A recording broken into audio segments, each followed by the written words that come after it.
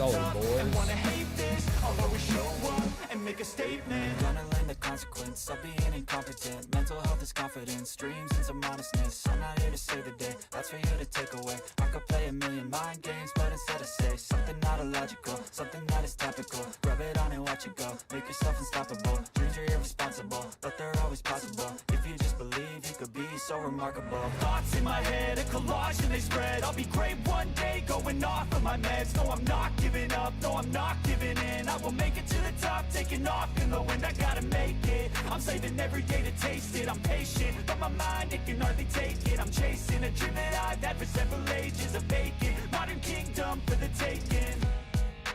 Now that I've been put through hell, I never got anyone's help. I had to do it all myself. I don't ever slow up, no I don't take shit. I got no love for the fakeness. If you wanna play tough and wanna hate this, I'll always show up.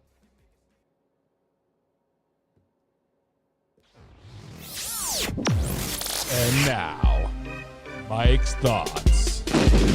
Ladies and gentlemen, boys and girls, people of all ages, we have come through the darkness. We have come through the darkness and we have come into the light. We have come into the light like Aaron Rodgers and the New York Jets did back on Thursday Night Football. I am in the light tonight, and if you guys can see my shirt, it says Shit Show Supervisor. It is the after hours, and that means anything goes. That means anything goes, unlike being a professional athlete. And when you are a professional athlete, you are held to higher standards. You are held to these standards that pretty much, if you walk out your front door, you will be expected that a camera is going to be on you at any given time. Jason Kelce, he likes to be active. He likes to go out and have a good time. He likes to have some garage beer and be out in crowds, right? Earlier today at the Penn State game, he was being heckled by a fan and saying, how do you feel about your brother, Travis Kelce, being an F word for dating Taylor Swift? The heckler said it not once, but twice. Jason Kelce then turned around, grabbed the person's phone, and spiked it. Jason Kelce surely will be charged with assault. Well, surely will be found guilty. He will 100% be losing his job from ESPN because that's what ESPN does. If you are a white male and you do something wrong on ESPN, you are going to get fired. If you go against what they believe in, you're going to get fired. So let me ask you guys this question before we get carried away. If you were Jason Kelce, would you have done the same thing? Would you have spiked the guy's phone? Or would you have passively have let the guy go? I'm curious. Me personally, I would have spiked the guy's phone and then punched him in his throat. Because there's a problem with people these days. They walk around, they act tough behind computer screens, they talk all the shit that they want, but when you talk shit in public, like these prank channels do, and somebody steps up to you and pushes you in like in your mouth, you're going to get pissed off.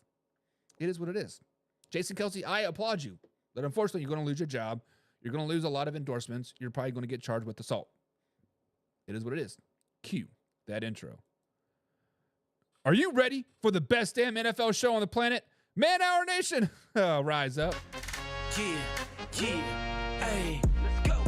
Hitting that gridiron, we going hard, we running the plays. You know the vibe, only the strong survive. Gotta keep your head in the game. Talking NFL, uncut, straight raw, steady bringing that sauce. We about to take off, get it hype. This man, our sport talk. Yeah, from the quarterback to the lineman, everybody bringing heat. You don't really wanna try them. Hey, who gon' win? It's a battle of the giants. This show is the flyest, nobody can deny it. This is Man Hour.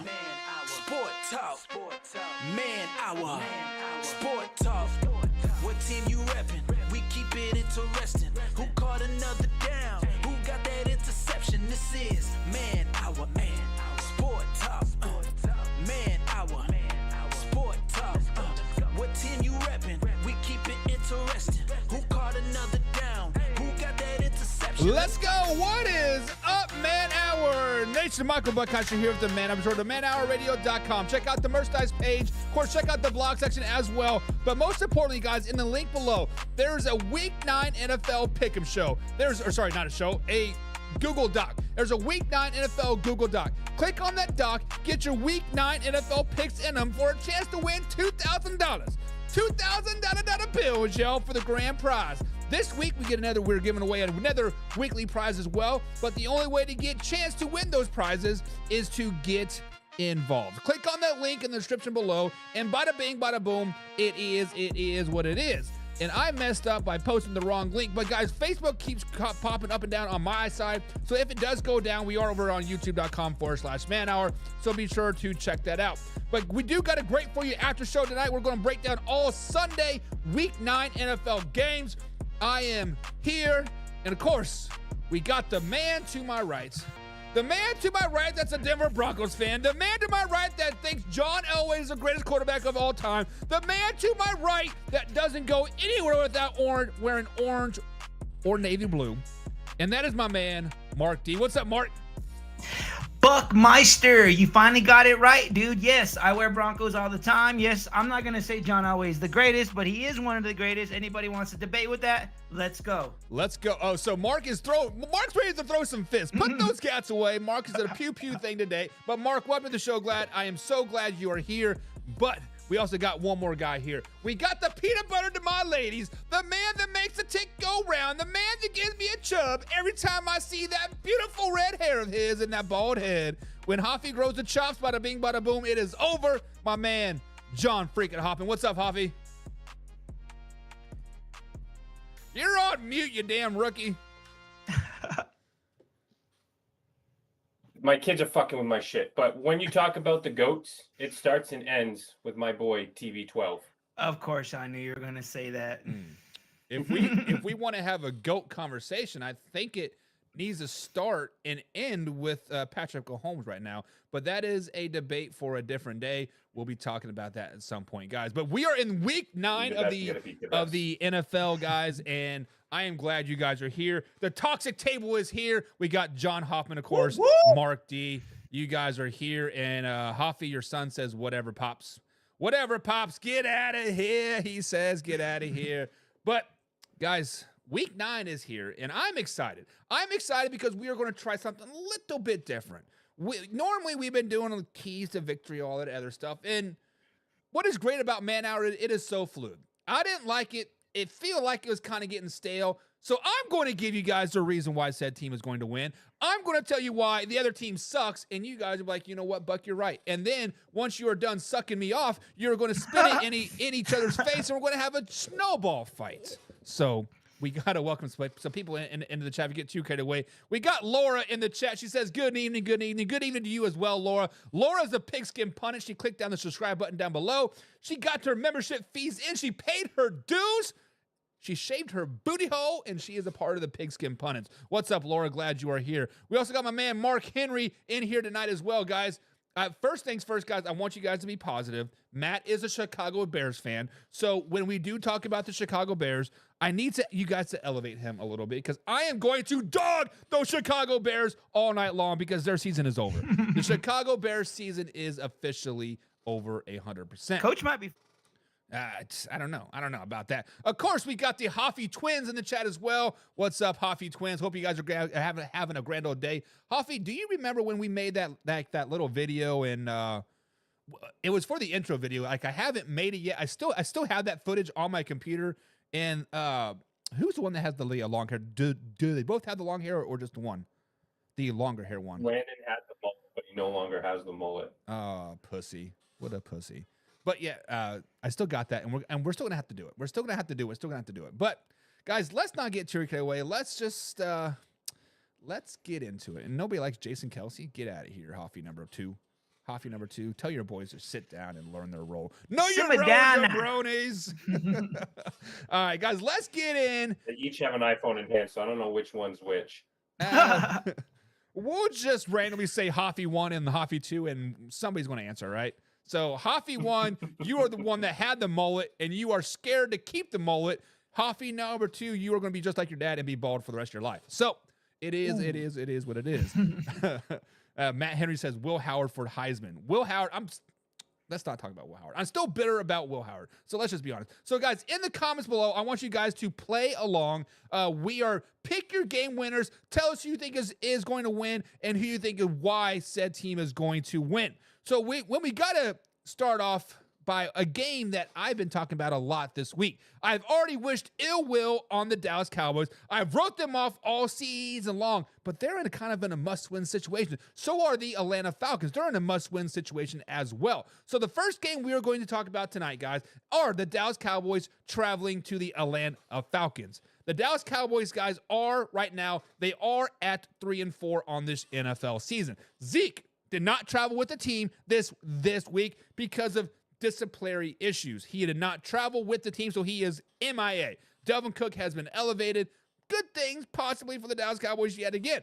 Falcons are sitting at 5-3, and I'm kind of worried about the Falcons like a little bit, guys. They are 5-3. They are on top of the NFC South, but defense is ranked 20th.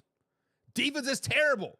Defense is not doing shit. Since week 1, they have not held a team under 20 points. Even back to week 1 versus the Pittsburgh Steelers, they gave up 18 points to the Pittsburgh Steelers. So when we look at this game, the Dallas Cowboys taking on the Atlanta Falcons, 3-4 versus 5-3, no Zeke, bad defense. I am anticipating a kind of a high-flying game. I anticipating a race to 30 points. Whoever scores 30 points first in this game is going to win this game. And all indications to me say that the Cowboys can't score, but they can't stop anybody either. So I am picking the Atlanta Falcons to win this game. I think the Falcons are going to be the dogs. I think the Atlanta Falcons are going to boat race the Dallas Cowboys at the end of the day because I have wished off the Dallas Cowboys. Dak is no longer top 5. Dallas Cowboys are no longer playoff bound. Hell, they might even get last place in their division. And surely we all know that's going to happen because I am always right. So, Martin, you hear me talking bad about the Dallas Cowboys all week long. I'm kind of boasting up the Atlanta Falcons, but kind of knocking them down all at the same time. Put some direction of this conversation. Who is going to win this game 4-1? All right.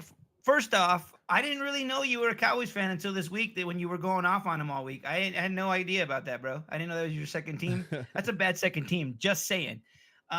You know what? I'm with you. I think Atlanta's going to roll all over Dallas. Dallas is a shit show right now. Like, I don't see them doing really anything positive. Zeke and Dalvin Cook, really? Those guys are old as fuck. Sorry, I don't think they're going to do shit. I'm going Atlanta. Well, you are right that Zeke won't be doing shit because he's not even in Atlanta. He's back at home banging on hookers for all we know, doing some cocaine. Zeke needs to find something because, honestly, Hoffy, when we flash back and we hear the name Zeke and Dalvin Cook on the same team, my 18-year-old self, right? My 30-year-old self is like, oh, baby, let's give me some. But Hoffy, let's just be honest. Give me some direction of this game. Give me a reason why the Atlanta Falcons cannot win this game. They're going to boat race them, right? I'm a Cowgirls hater, but I have to disagree with you on this. I'm going to jump on the Cowgirls bandwagon for this week. They have not lost 3 games in a row since the 2020 season. I think Dak Prescott gets this team right this week, and they are able to beat the Atlanta Falcons in Atlanta and cover the -3 spread.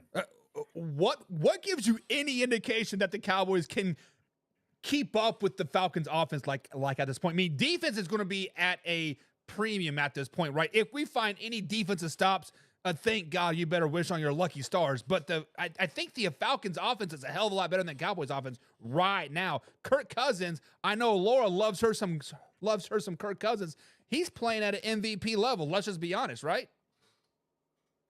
He is, but Dak Prescott and CeeDee Lamb, I think they're gonna find that old chemistry that they had years past, and I think we're going to see a complete game from Dak. I think he's due for a bounce back. After his last game against the 49ers, same thing happened last year after getting boat raced by the 49ers. They started to put some wins together. So I think that the kick in the teeth that they got from the 49ers is exactly what they need to get this thing right, especially this week against the Falcons. Mark, make sense of this. Hoffy is picking the Cowboys to beat the Atlanta Falcons. They never lost 3 games in a row since 2020. Who the F cares, right? Come on, Hoffy, do better. But okay, Mark, dude, come on. They may have lost 3 games in a row, but there's a first time for everything, right? The Cowboys are a shit show. You can't disagree with me on that. Like, Jerry Jones and all the shit he says on off the field. He thinks he's some sort of GM. Like, this is the worst I've seen Cowboys been, and they've been pretty bad over these last 10 years, I want to say. But yeah, I'm going Atlanta. Come on, Coffee, be real. Who have the Falcons beat? Who have the Cowboys beat? If you want to go that route, who have the Cowboys beat? The Giants? Round of applause, ladies and gentlemen. Okay, hey, hang on. I guess the Dallas Cowboys did beat the Pittsburgh Steelers, right? They did go into Three Rivers Stadium or Heinz Field or where the hell it is called now. They did go out and they did beat a great Pittsburgh Steelers team. Yes, I'm putting great on their name. They did do that. But since then, have they won a game? I don't think so. Lost to the Lions, lost to the 49ers, right? Crickets. Right, which is why they're due to bounce back and not lose for a third straight game, since, to be the first since 2020. So come on, Buck. You're a Cowboys fan. You don't seriously believe that the Cowboys are not going to win this game. Cowboys, they're dead to me, Hoffy. If you were listening to the show, you would know this. They are dead to Buck. me. They are dead. The Cowboys are as dead as my twin boys are to me. You are so full of shit. Hopefully they're not watching this anymore. They are 100% just because I just saw them comment. But when I look at this Dallas Cowboys team, Matt Henry is saying Falcons win. Laura is saying Falcons win. Nana's saying Falcons win.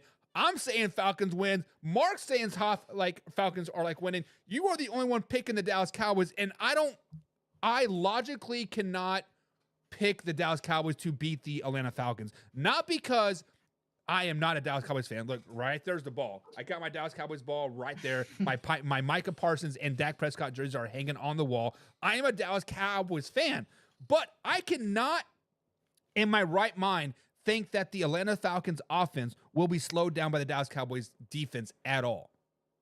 Bijan Robertson, Pitts, Kirk Cousins. Come on, Hoffy. Dude, Kirky's going to have another 500-yard game, dude. Watch it happen. Let's not get crazy. The Dallas defense is ranked 30th, dude. They're fucking terrible. Maybe 469. So 469 with 4 picks. So Hoffy, when you look at this game, I think it is a race to 30 points. It is the first team that scores 30, I think, is going to win that game. Are we all kind of in agreement that it is going to be a high-scoring game, like 30-plus points on both teams, or is it defense going to finally show up and shut down one offense? Hoffy? It's absolutely going to be a high-scoring offensive game, and that is why I think the Dallas Cowboys are able to win. If it's not, then they don't have a shot in hell of winning this game. But if Dak Prescott and CeeDee Lamb can march the ball up and down the field, they need a little help from their running game. I think Zeke being out is actually going to help them because they don't need to feed him. They can feed other running backs that aren't, going on 40 years old and can actually still run the ball. So, yeah, I do think that it's a high-scoring game, and I think the Dallas Cowgirls are able to win this game. Mark? Even though he calls them Cowgirls and he picks them to win. Yeah. That's hilarious, but it is his 49erism coming out of him. But Zeke really hasn't been fed all season long as is. I've been kind of waiting to see if Dalvin Cook can kind of get the ball. Rico is back. Mark, is it a race to 30, or is the defense actually going to show up? Honestly, I'm kind of with Hoff. They really need this. They're not in a good place right now. So you're right. They can't lose 3 in a row. And I agree with you, Hoff, that Zeke not being there is probably a good thing because that guy's old and I don't even know why they even signed that guy. Personally, I'd rather give the ball to Dalvin Cook, and I think he will be better with the ball. And if they want to save their season in any way, they do got to win. So, guys, I have been on record all week long. I've been kind of dogging the Dallas Cowboys, and I am picking the Falcons to win. But if any Dallas Cowboys fans are out there, you guys want the Cowboys to win this week. You want them to at least be competitive because you want to keep Mike McCarthy as long as you can. Because the longer you have Mike McCarthy, the worse you will do and the higher draft pick you will get. And more than likely, then you'll get rid of Micah Parsons. Maybe you'll trade Dak. Maybe somebody will overpay for Dak, give you a first-round pick or 2, right? Take on a salary. But the sooner Mike McCarthy is out, the better the Dallas Cowboys get, and therefore his longer season in 2025. So Dallas Cowboys do need to be competitive and need to win. I'm picking the Falcons. Hoffy's got the Cowboys. Of course, Mark D has the Falcons as well. So, guys, let's go ahead and jump into the comments here. Let's see what the people are saying over here. Matt Henry says the Falcons win. Dallas is more delusional than the Lions fans. You are not wrong, Matt. You're not wrong, but at least we're not Chicago Bears fans, right? At least we're not Chicago Bears fans. I believe Hoffy put this in the chat here. Says the Falcons are 3-point favorites, and do they beat the Cowgirls? Definitely, 100%. Loris, of course they are. Laura says Falcons are going to win this game with the pukey face. So you guys were not here on Friday, but Laura is the CEO. That's right. She is the CEO of the Kirk Cousins fan club. She loves her some Kirk Cousins. So just to let you guys know. And then she says, I'm not a Kirk Cousins lover. You're right. She is engaged to Kirk Cousins. She's engaged to Kirk Cousins. I forgot. Matt Henry says Zeke won a natty at Ohio State University. The Ohio State. Matt, did you know that I coached a kid by the name of Zen Milowski? He is the left tackle for Ohio State. He started last week. He partially dislocated his hip, and he did not play this week, but he'll be back next week. So represent nice, that. That's awesome. Laura says, I think Kaylee picked the Cowboys to win this week. Don't catch me lying to her, though. Matt Henry says Dallas Cowboys is a dumpster fire and won't be shit until Jerry is gone. Yes, thank you, Matt. I agree fully. Hoffy, he's the new Al Davis. So, Mark, why do you agree? Do you think Jerry Jones needs to sell the team, or like what? No, he should just stay out of football relationship, dude. He's not the GM. I'm sorry. He's got other guys, I'm sure, doing most of the work. He's taking all the credit for it. Like Jimmy Johnson left there because he couldn't deal with him. Like I said, he's the new Al Davis, and until he's gone, that's when the Cowboys will be better again. So Mark, has the Raiders been better since Al Davis has been gone, or worse? Worse. Exactly. So Jerry Jones is gone. Hoffy, do the Cowboys need to be sold by Jerry Jones, or what? I don't know if he needs to sell the team, but he certainly needs to take a back seat and let people that are, able to run a football team run the team. He's a little senile at his old age, I think. Yeah, definitely needs to hire a GM, I think. I think hiring of a GM will definitely be great. Dexter Smith says the Niners will beat Tampa. Too bad the Niners and Tampa Bay don't play till next week. But Dexter, thank you for your comment. The Buccaneers and Chiefs play Monday night. Matt Henry's got a question for us, guys. Which fantasy quarterback do you start this weekend, Dak or Kurt? I pick Kirk Cousins. I'm going Kirky too. I do Kirk Cousins. Mainly He's because got a lot of weapons. Yeah, I mean, he has a lot of weapons, and I think he's averaging over 24 points per week here. Correct me if I'm wrong, but it is what it is. Sports Fanatic 11 says, get a job. Get a job, Hoffy. Get a job, Mark. Get a job, Buck. Hey, how about that guy get a job? I got a six-figure job, so and he's got kids to feed, right? Yeah. And he doesn't even have to blow anybody. And I got a six-figure job and a sugar mama. Suck my right nut. Well, too bad his right nut is about peanut size. I've seen it. Horizon says, go Lions. Okay. James Franks in the chat. What's up, James Franks? Says Falcons by 20 unless Kirk Cousins pulls a Cousins. James, elaborate on what Cousins is being Cousins. Jet and Cousins. Mark, do you know what he's talking about? Kirk Cousins. Is that a primetime game? Is that a primetime game? It is not a primetime game. It's a 1:00 game. Okay, well then I'm not sure, because if it was a primetime game, then I would be like, he's very bad usually on primetime games, so maybe that's why he Cousins. Not sure. Yeah, so I don't understand Cousins cousin. I don't understand it. I think it's the primetime thing, but it's not. I don't know. Maybe he just always kind of makes mistakes after being good for so long. Maybe that's what it is. And then Shanky brings in some heat. He says nobody's beating the Cowboys. It's not going to be the Falcons, not going to be the 49ers, not going to be the Lions, not going to be the who else had they nobody's beating the Cowboys. My man, the Cowboys have won 3 games. They've won 3 games. They've beaten the Giants. They've beaten the Steelers, and I don't even know who their other third win is. The Cowboys are not very good right now. Me being a Cowboys fan, Shanky, okay, they're not very good. Hoffy, you have to contest this. They're not very good right now, right?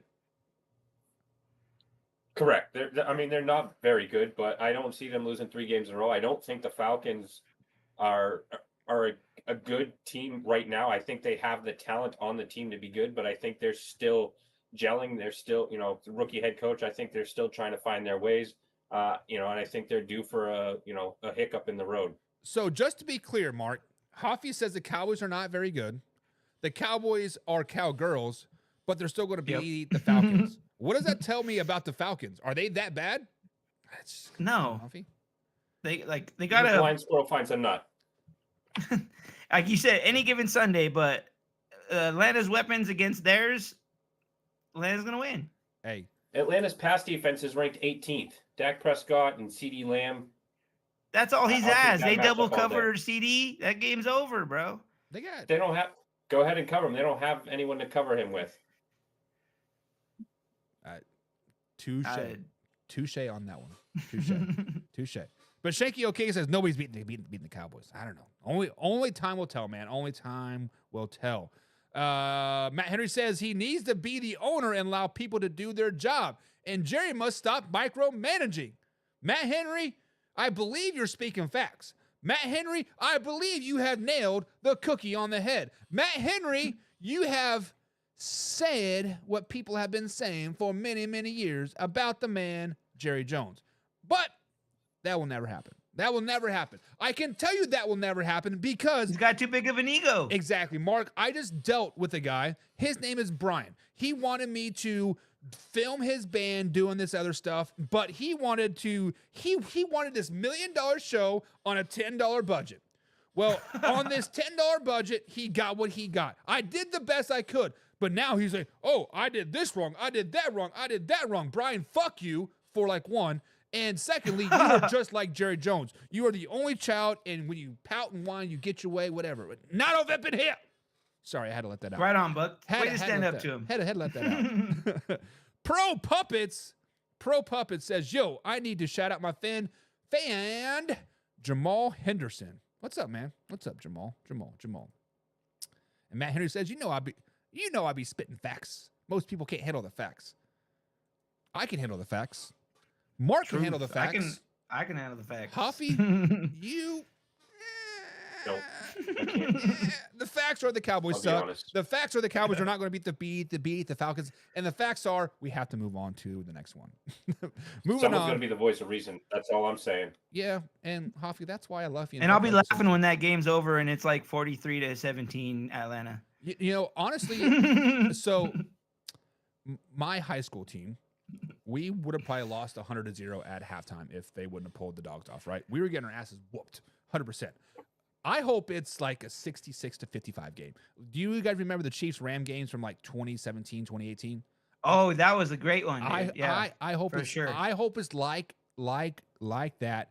Kirk Cousins has like 650 yards. Dak has like 603 yards, and it's just awesome. But we all know we all know that's not going to happen. We all know it's going to happen. For a 1 o'clock game, that'd be crazy.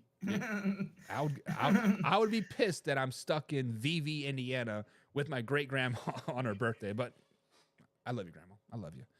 Moving on. The Miami Dolphins taking on the Buffalo Bills, guys. The Miami Dolphins are sitting at 2-5 this season. Tua is back for his second game back. Russ is starting to work off, getting a little bit of mojo back. And gets his division foe in the Buffalo Bills. The Buffalo Bills are sitting at 6-2. Amari Cooper, in his third game, guess what, guys? He might be out with a wrist injury. He has been listed as questionable. What?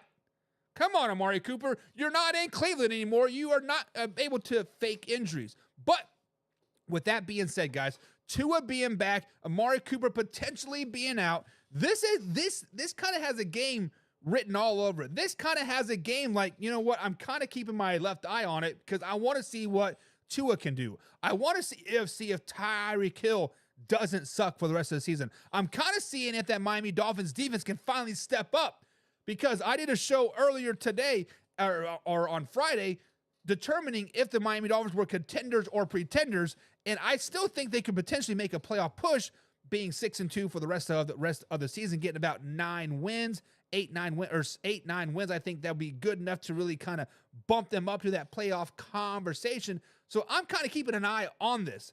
And with that being said, the Buffalo Bills are just way too good for the Miami Dolphins. The Buffalo Bills are playing lights out. The Buffalo Bills have the MVP in Josh Allen. The Buffalo Bills are not going to lose to the Miami Dolphins. No matter what it is, the Buffalo Bills are going to do their thing. I don't care what people say, Mark, about the Miami Dolphins. I don't care what people say. Oh, Tua's back. Tyreek Hill's back. This defense is back. Shut up. Miami Dolphins. We talked about shitty-ass teams and like in the Dallas Cowboys, Mark. I.e., I gave you 1A Dallas Cowboys, 1B Miami Dolphins. Both overrated, both overhyped, and both suck this season. I don't see any way the Miami Dolphins can go into Buffalo and win this weekend. Am I barking up the right tree, Mark? Yes, they are not going to win. I'm with you. Okay, Tua has came back, but he hasn't really looked like old Tua. Also, Tyreek Hill has been very fucking disappointing this year. I'm going to say that because he's been on my fantasy team. I finally had to bench his ass, but he's been very disappointing for them this year, and he's like their playmaker. I don't know if anybody knows this, but he's coming off an ankle injury, and he missed a couple practices this week, and so he's going to be limbering, and he's not going to have his fast self. So I'm going Buffalo. They have a really good run game. Josh Allen is killing it right now. Still no interceptions. I'm going Buffalo. Yeah. Correct me what this term was. Was it Sep VT and then Septem VP and then October MVP? And guess what? He's going to continue into November MVP. You know, we've been talking about Lamar Jackson being MVP. We've been talking about Jared Goff being MVP. People are sleeping on freaking Josh Allen right now. Josh Allen is putting this team on his back. He says, you know what, guys? We focused right now. We're taking our Beast caffeine pills, our Beast creatine pills. Link in the description below, guys. Wink, wink. And we are doing their thing. Hoffy, Derek in the comments here said the Buffalo Bills have a big advantage. The big advantage is Josh Allen, right? Can the Miami Dolphins remotely compete with the Buffalo Bills right now? We don't have to worry about Tua. We don't have to worry about Hill. We have to worry about the greatest weakness of this Bills team, and that is the ability to not stop the run. On the season, they're giving up 4.8 yards per attempt. That is in the bottom quarter of the league. Opposing rushers have consistently found space, especially with Buffalo's injuries at linebacker. A-Chain, Mostert, Wright, they're all home run hitters who excel in the misdirection of this Dolphins offense. Having Tua and Hill back, I think, is going to help them. In the first matchup with the Bills this season, they were without Mostert, meaning that A-Chain, accounted for 22 rushes, 96 yards. I think that the running game of this Dolphins has a big game against the Bills, and I think the Dolphins upset the Bills. In the Bills' defense, they've had pregnant wife beater himself, Von Miller, on 4-game suspension, right? He is back. He is out there beating some more pregnant ladies. He is out there, doing some more PEDs. Hey, you're talking about Mark's boy. Yeah, don't be dissing my boy Von now. Come on. Okay, Hoffy, yes or no? Did Von Miller beat up a pregnant woman? He pushed her, okay? And he got blown out of proportion. Push, beat up, spit, whatever. Was he arrested for beating up a pregnant woman? Yes or no? Yes. Okay. And in that I still love Von. I love you, Von. It's all good. And you know what? If it was anybody else, let's call a spade a spade. if it was anybody else but Von Miller, if that person was on the Dallas Cowboys and got arrested for beating up a pregnant woman, they would be ridiculed. They would be hammered to the cross and crucified over and over. Let's just be honest. Tell me I'm wrong. What you're saying about ducks?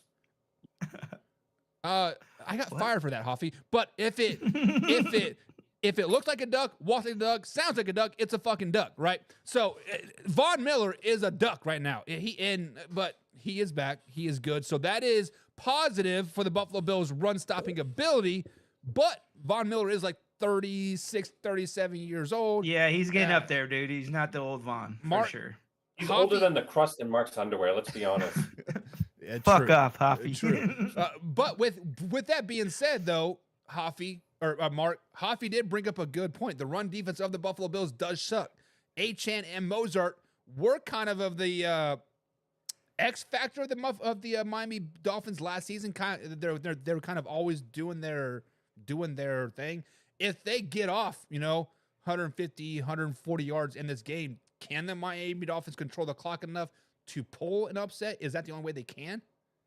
I think that's the only thing Miami's got going for them in this game is their run game. Like, if Buffalo shuts that down, they're going to win, which I think they are going to do because that's the only thing they're going to have to focus on. And Josh Allen's going to be Josh Allen, be MVP, and he's going to, dude, he knows that he has to beat Miami to win this division. Buffalo wins.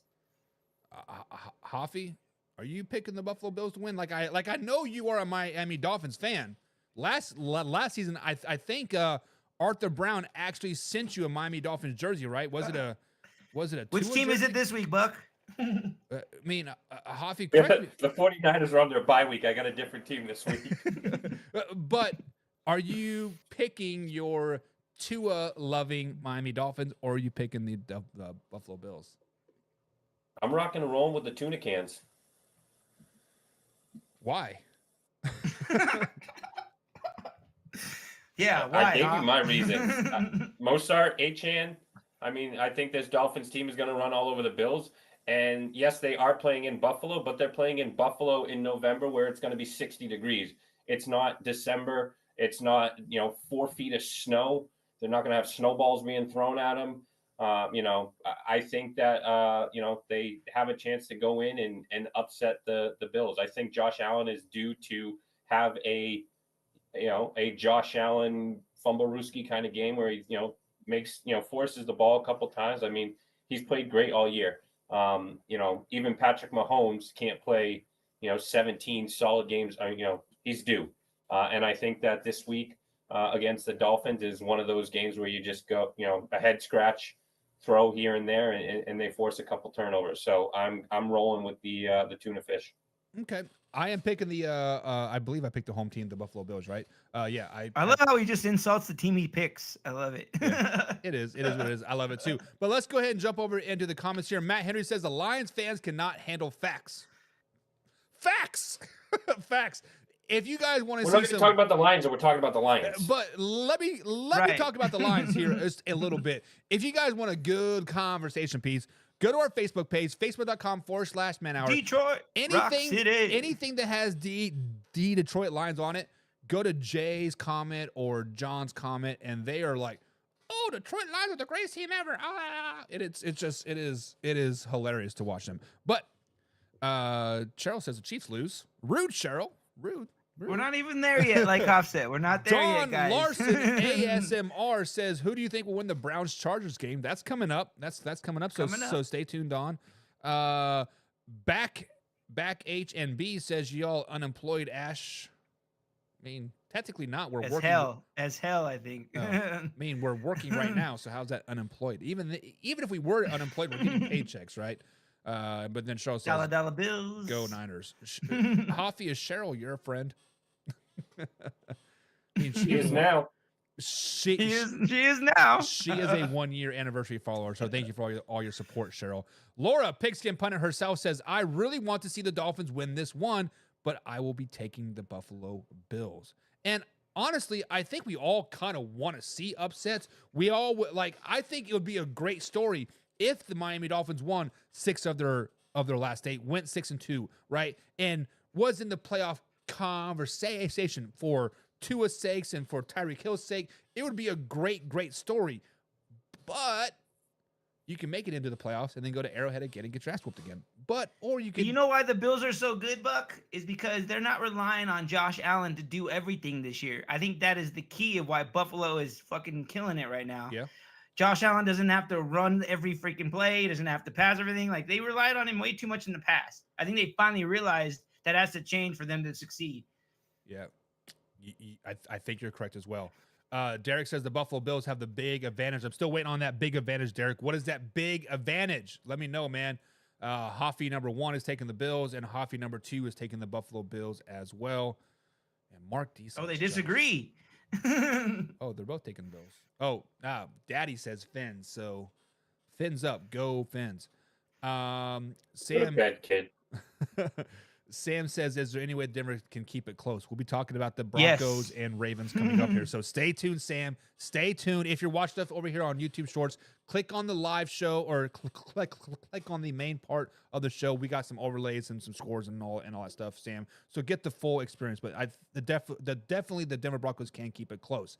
So, Mark, you and I have been on the same page so far tonight. Hoffy's been kind of the weird outlier.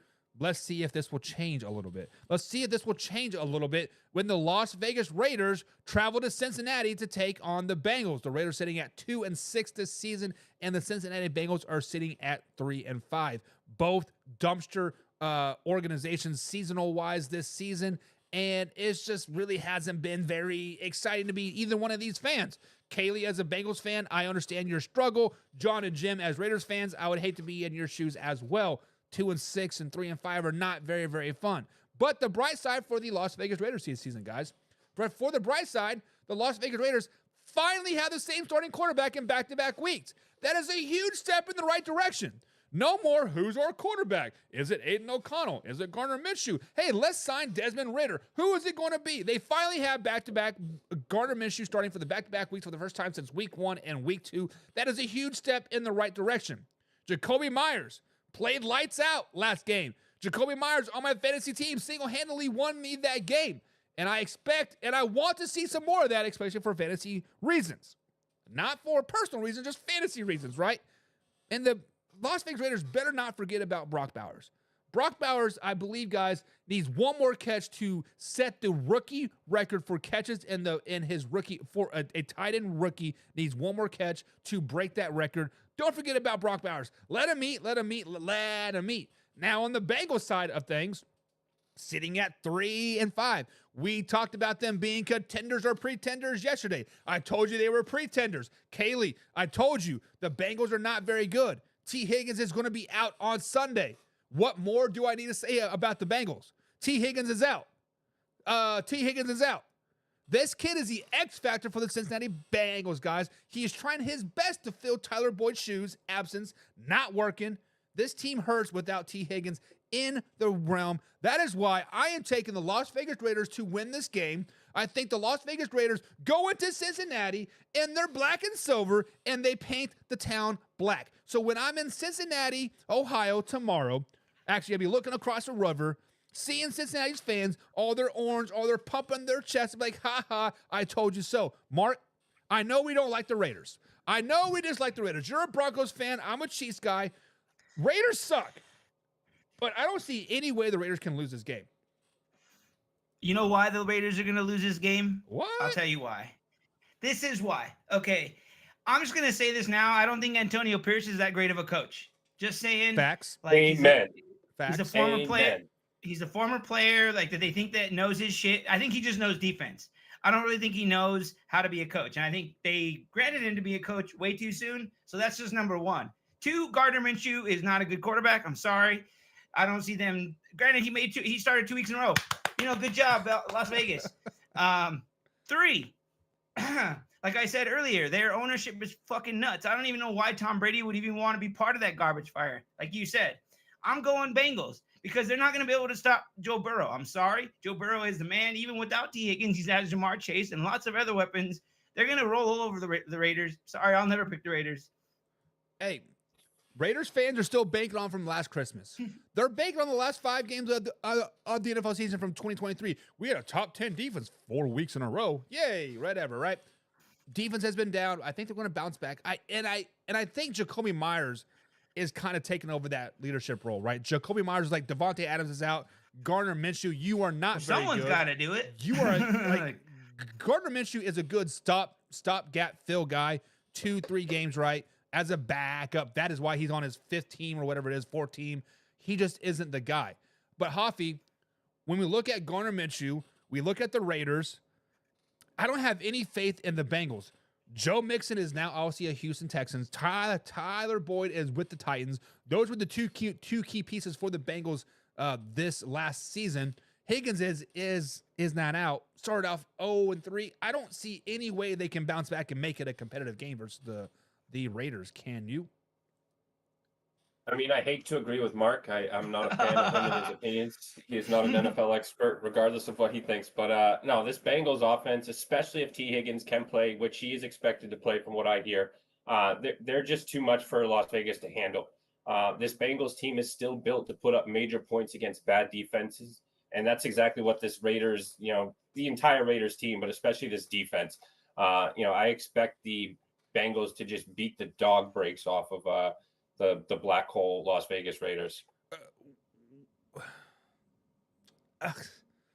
Me and my dad have one saying as I was growing up. I have two favorite teams, the Denver Broncos and whoever's playing the Raiders.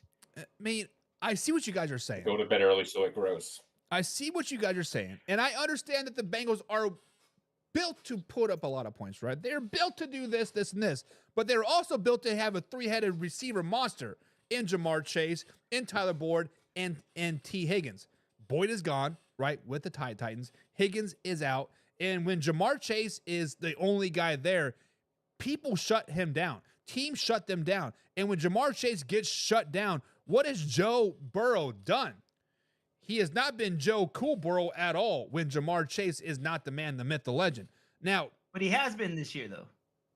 When Ja'Marr Chase has had bad games? I mean, he's had some really good games, though, too. He may have had some few bad games, but that guy's legit. Joe Burrow is legit when Ja'Marr Chase goes off, right? When Ja'Marr Chase gets shut down, Joe Burrow is a below-average quarterback at best. Joe Burrow does not make receivers around him better. And you think the Raiders D is going to shut down Ja'Marr tomorrow? I don't think so. I like the secondary. The bright point of the bright spot on the Raiders is their defense. As much as I dog the Raiders, as much as I talk bad about how bad their defense is, I believe his name is Jack Jones. This guy is kind of like the jackbacker, right? He's the safety, walks down into linebacker. He is all over the field. I like Jack Jones. Coffee, is that name right? It's Jack something. I think it's Jack Jones. Yeah, I believe you're correct. Yeah, and he is just a dog. And he will not man up on Ja'Marr Chase one-on-one, but he'll play over the top coverage, and whoever the corner is on Ja'Marr Chase will press him, and they will do a two high coverage. They'll do a man and then a safety high, and they'll shut down Ja'Marr Chase all day long. You are right. He is a dog, but Mike Gesicki, who is the third piece of that Bengals offense, when you talk about Higgins, Chase, and a three-headed monster, and that's Mike Gesicki as their tight end. He's going to dog walk. That was a Jones. good pickup for them, for sure. I agree with Yeah, Huff. 100%. He was a solid pickup. He was solid for the Patriots last year, even though they sucked ass, and they suck ass this year. But I think that he's able to eat, and Joe Burrows will go off tomorrow on this shitty ass Raiders team.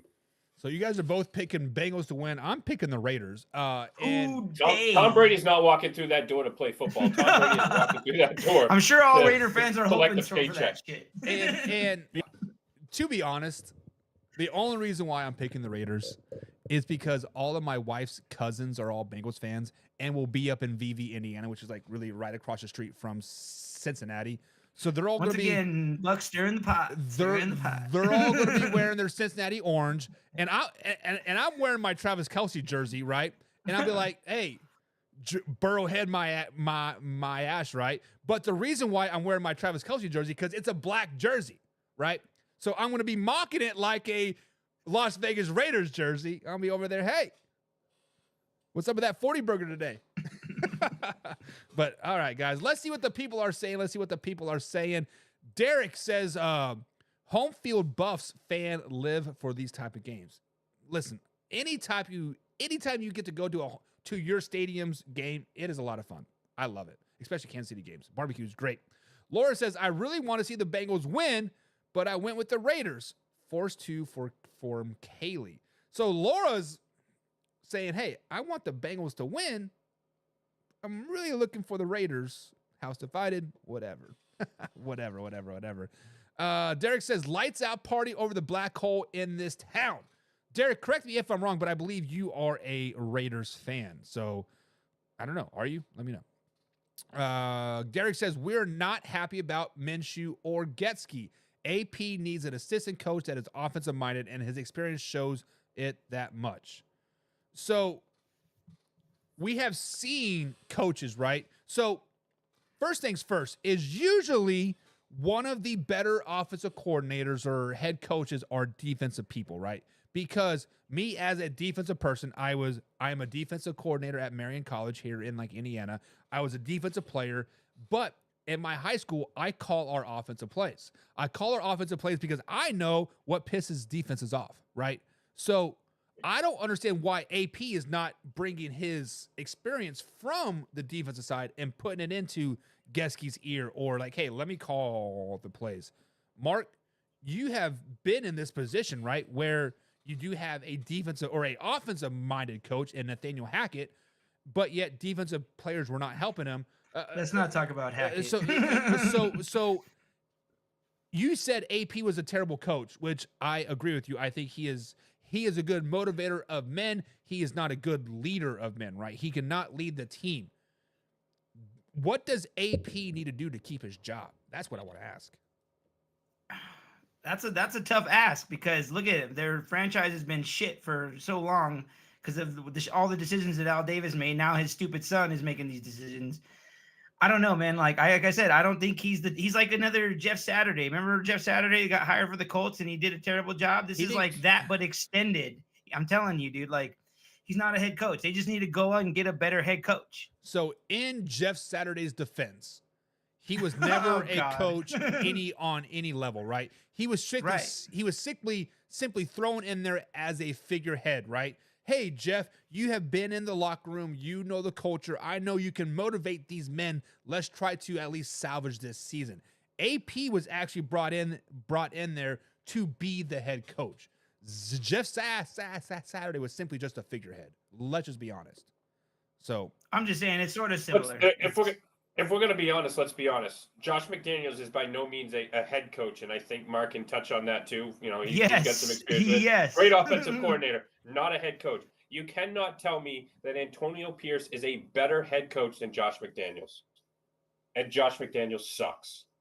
They both suck. That's all I'm going to say. Hey, on the bright side, Josh McDaniels is the second leading winningest head coach in Allegiant Stadium behind Andy Reid. So there is some type of thought process there.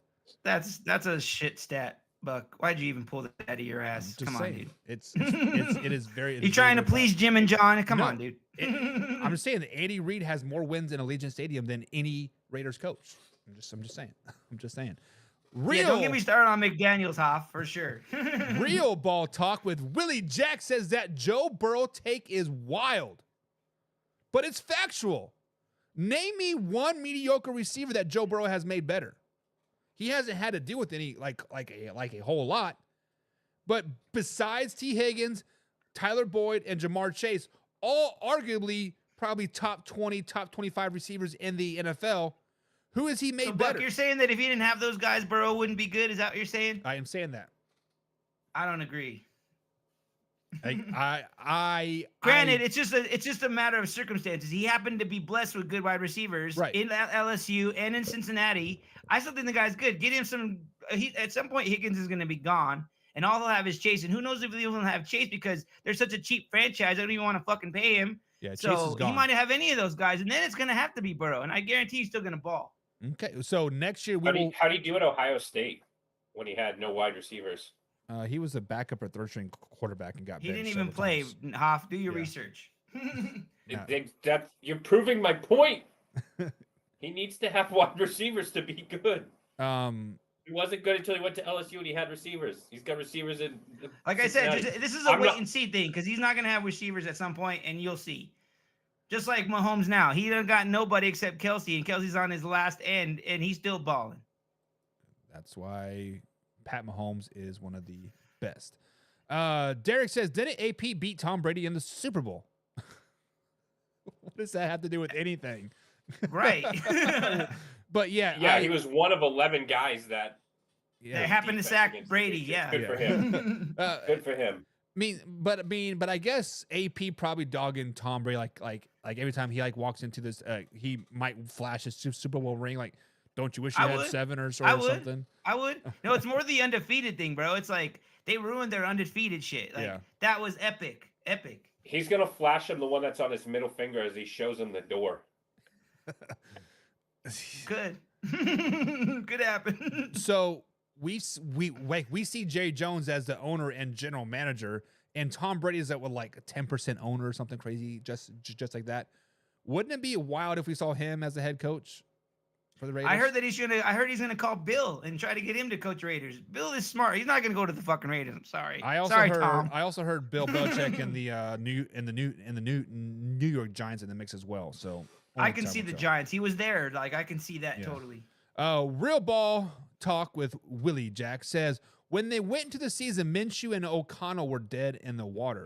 And agreed. That is why I was so down on the Raiders, because I told the Raiders fans that they didn't have a quarterback. I don't care about your defense. I don't care about your offense. You have no quarterback. You got a tough-ass schedule. It is what it is. Hey, one quick question. Do you think that the Raiders would have drafted Bo if we didn't? Absolutely. I don't because the Raiders were a higher pick than you guys anyways, right? No, they were right. They were right underneath us, dude. They were Okay. 13th, and so that's what I'm saying. If we didn't pick Bo, do you think they do? Absolutely. I think they're stupid and they wouldn't have. Yeah, I don't.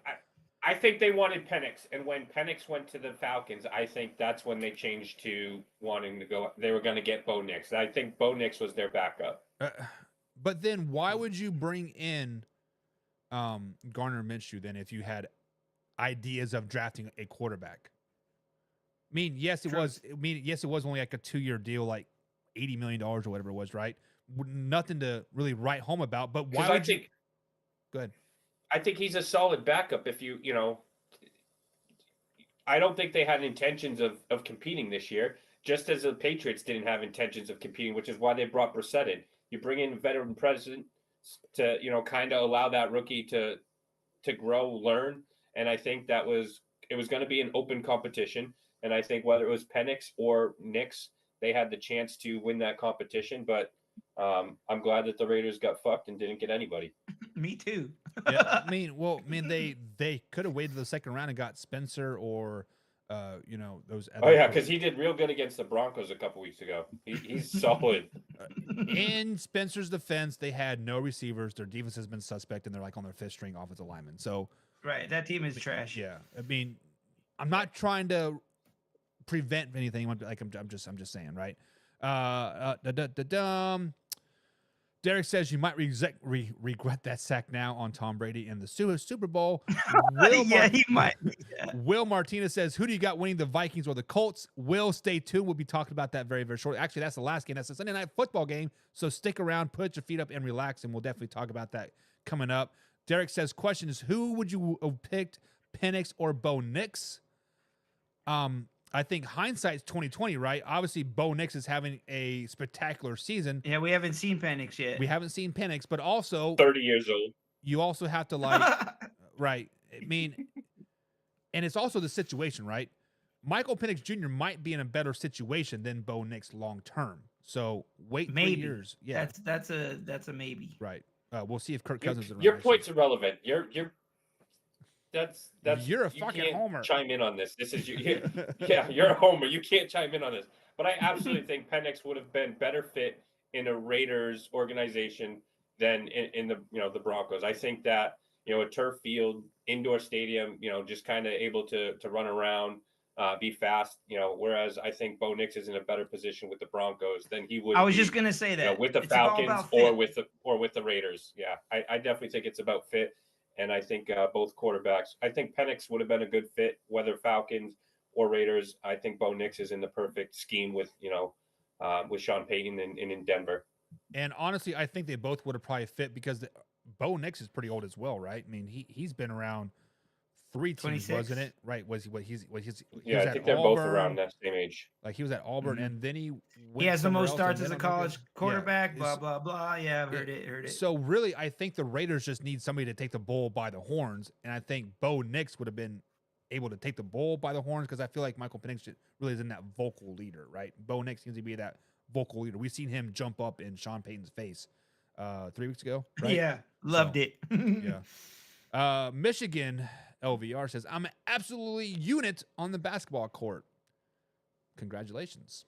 I can still When was this a basketball show? I can still body you and dunk it at will. Michigan LVR. Who was that guy that was talking mad shit against you, Buck? And meet me Oh, one-on-one, Yeah, I don't Joe or something. know. Are you like a Tebow. really good basketball player, Joe Buck, Tebow. or what? I am 6'3". No. I am Oh, yeah, okay. I am 240. So I will foul you. I will body you down in the zone. And if you try His to wife, talk shit, however, So you will back some dudes down. I will in the back paint. some dude down. I will throw this elbow into your chin and call it a day. Mark, you are new here. Let me tell you a story about my wife. So we put up a basketball goal in the backyard a couple years ago, and she's like, "Hey, let's go shoot, right? Let's just play some ball." And I'm like, "Okay, like let's just have a free throw competition, right?" And she's like, "Okay, you go first." Sounds like this is gonna end bad. I missed the first one. She hit like 55 in a row, missed one. Oh damn! I make my next one, missed the next one, and she ended the 100 shots in 2 rounds. So So your wife's pretty good at ball then. she played basketball and volleyball in college. So I was just gonna ask you. I was like, she probably played. Yep. yeah, she was pretty Good good. for her. Real ball talk with Willie Jack says AP is greater than Saturday handily. AP has several seasons as a college coach and NFL coach before his AC job. Saturday was just in his first year coaching a high school team, I believe. I would like agree, that. man. I was just talking shit. Yeah. Antonio Pierce for banned the- from college football at this point. For the record, there's a reason why AP is no longer allowed to coach in college. So he did it cheating. Amen. So he did it cheatingly. He So, did, yes. I heard. Let's Allegedly. allegedly no. Allegedly. Him and Jim Harbaugh both got suspended forever. Basically, what it come down to. Right, so that's why they jumped to the NFL. They're like, we're out of here. Pretty much. So moving on to the next one. That is the Raiders versus the Bengals. Next up, we do have the Chargers. LA Chargers taking on the Cleveland Browns. The Chargers are 4-3 on the season, while the Cleveland Browns are sitting at 2-6 off of a huge win over the Baltimore Ravens last week. Now, when you look at the Chargers, they really have no games to really write home about this season. Yes, they did beat the Broncos a few weeks ago, but beyond that, the Chargers have not played anybody. We talked about the Dallas Cowboys really not playing anybody. We talked about the Commanders not really playing anybody. There's a lot of teams that really, quote, haven't played anybody, but really the Chargers have not played anybody. Their only good win is against the Broncos this season. Now, they do have a top 10 defense, currently sitting at 8th in the NFL, but it is easy to be a top 10 defense when you haven't played anybody. I'm just saying. Facts are facts, right? Now, the Cleveland Browns, they're in game 2 with Jameis Winston. I expect them to be a little bit better with Jameis Winston this weekend. Hopefully, not have any interceptions that were dropped that could have been game changers. But there's another game film. There's more game film on him now. Game film underneath his belt. But I still think the magic is going to be there.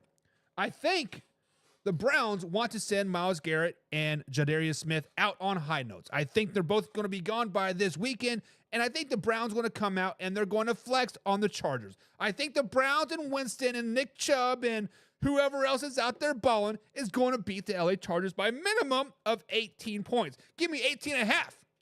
Mark, when we look at the Chargers, you hate the Chargers. This is I hate the Chargers. Yes, I do. They really have not played anybody. They did beat your Broncos. But Thanks for bringing that up for the third time. I don't think the Chargers will be able to travel from the West Coast to the East Coast, play that 1 o'clock game, compete with Nick Chubb, compete with Jameis, compete with the defense that's eager to really bust up Justin Herbert. Can the Chargers upset the Browns? I guess it wouldn't be an upset. Can the Chargers beat the Browns? No. I hate giving you credit, Buck, at any time. But you were right last week about Jameis giving them a spark and no teams having any tape on him. You were right. So that might be the only time I'm going to tell you that. But you were right. Okay. So I'm with you. I think Jameis is going to stay hot, and they're going to roll. I think they're going to win. So you think the Browns are going to win 2 in a row? I do. Turn their season around With Jameis. with Jameis Winston. Huffy, you are sitting there looking confused. You're looking dazed. You look like you need a little shot of heroin, honestly. But Don't try me with a good time. can the Chargers really go into Cleveland and is it an upset? Because what I think the Chargers are favored by 2 points or something like that. Can they beat the Browns? For you guys to talk about, you guys can't talk talk logic when we're talking about the AFC West because you guys are both homers. But Joey Bosa is going to get some work in. I don't think he'll play every snap, but I think he'll get around 20 snaps or so. And for all the good that Winston showed last week, he's infamously erratic. I think the Chargers are going to be able to produce some mistakes with, Winston. I think Justin Herbert's offense has really started to roll of late, especially now that he's over that ankle injury. I talked about it last week that Ladd McConkey kind of needed to step up for them to get the win. That was one of my points when we did our takeaways, and he's gotten going. They have other wideouts that have gotten going. So, I'm impressed with what this offense has done of late. And I think that they are able to keep this going. I think they, I'd say upset the Browns in Cleveland, but they're actually 1-point favorites. So I think the Chargers will beat the Browns. So besides Justin Herbert, besides Ladd McConkey, which is the rookie, they have a couple other young name receivers. A name is slipping Yeah, my they right said now. Quentin Johnson's supposed to be back. So yeah, Quentin Johnson. But who is their tailback starting to right get now? healthy. Is J.K. Dobbins is Oh, still the running J.K. back? Dobbins. Yeah, he's Right. like Yeah. their one good offensive weapon, bro. And they got Gus Edwards One. as well, right? So Yeah. I mean, honestly, their offense should be rolling. Their offense should be clicking. You have two decently in their prime running backs in J.K. and Ducks. They Gus, got two right? good tackles too, man.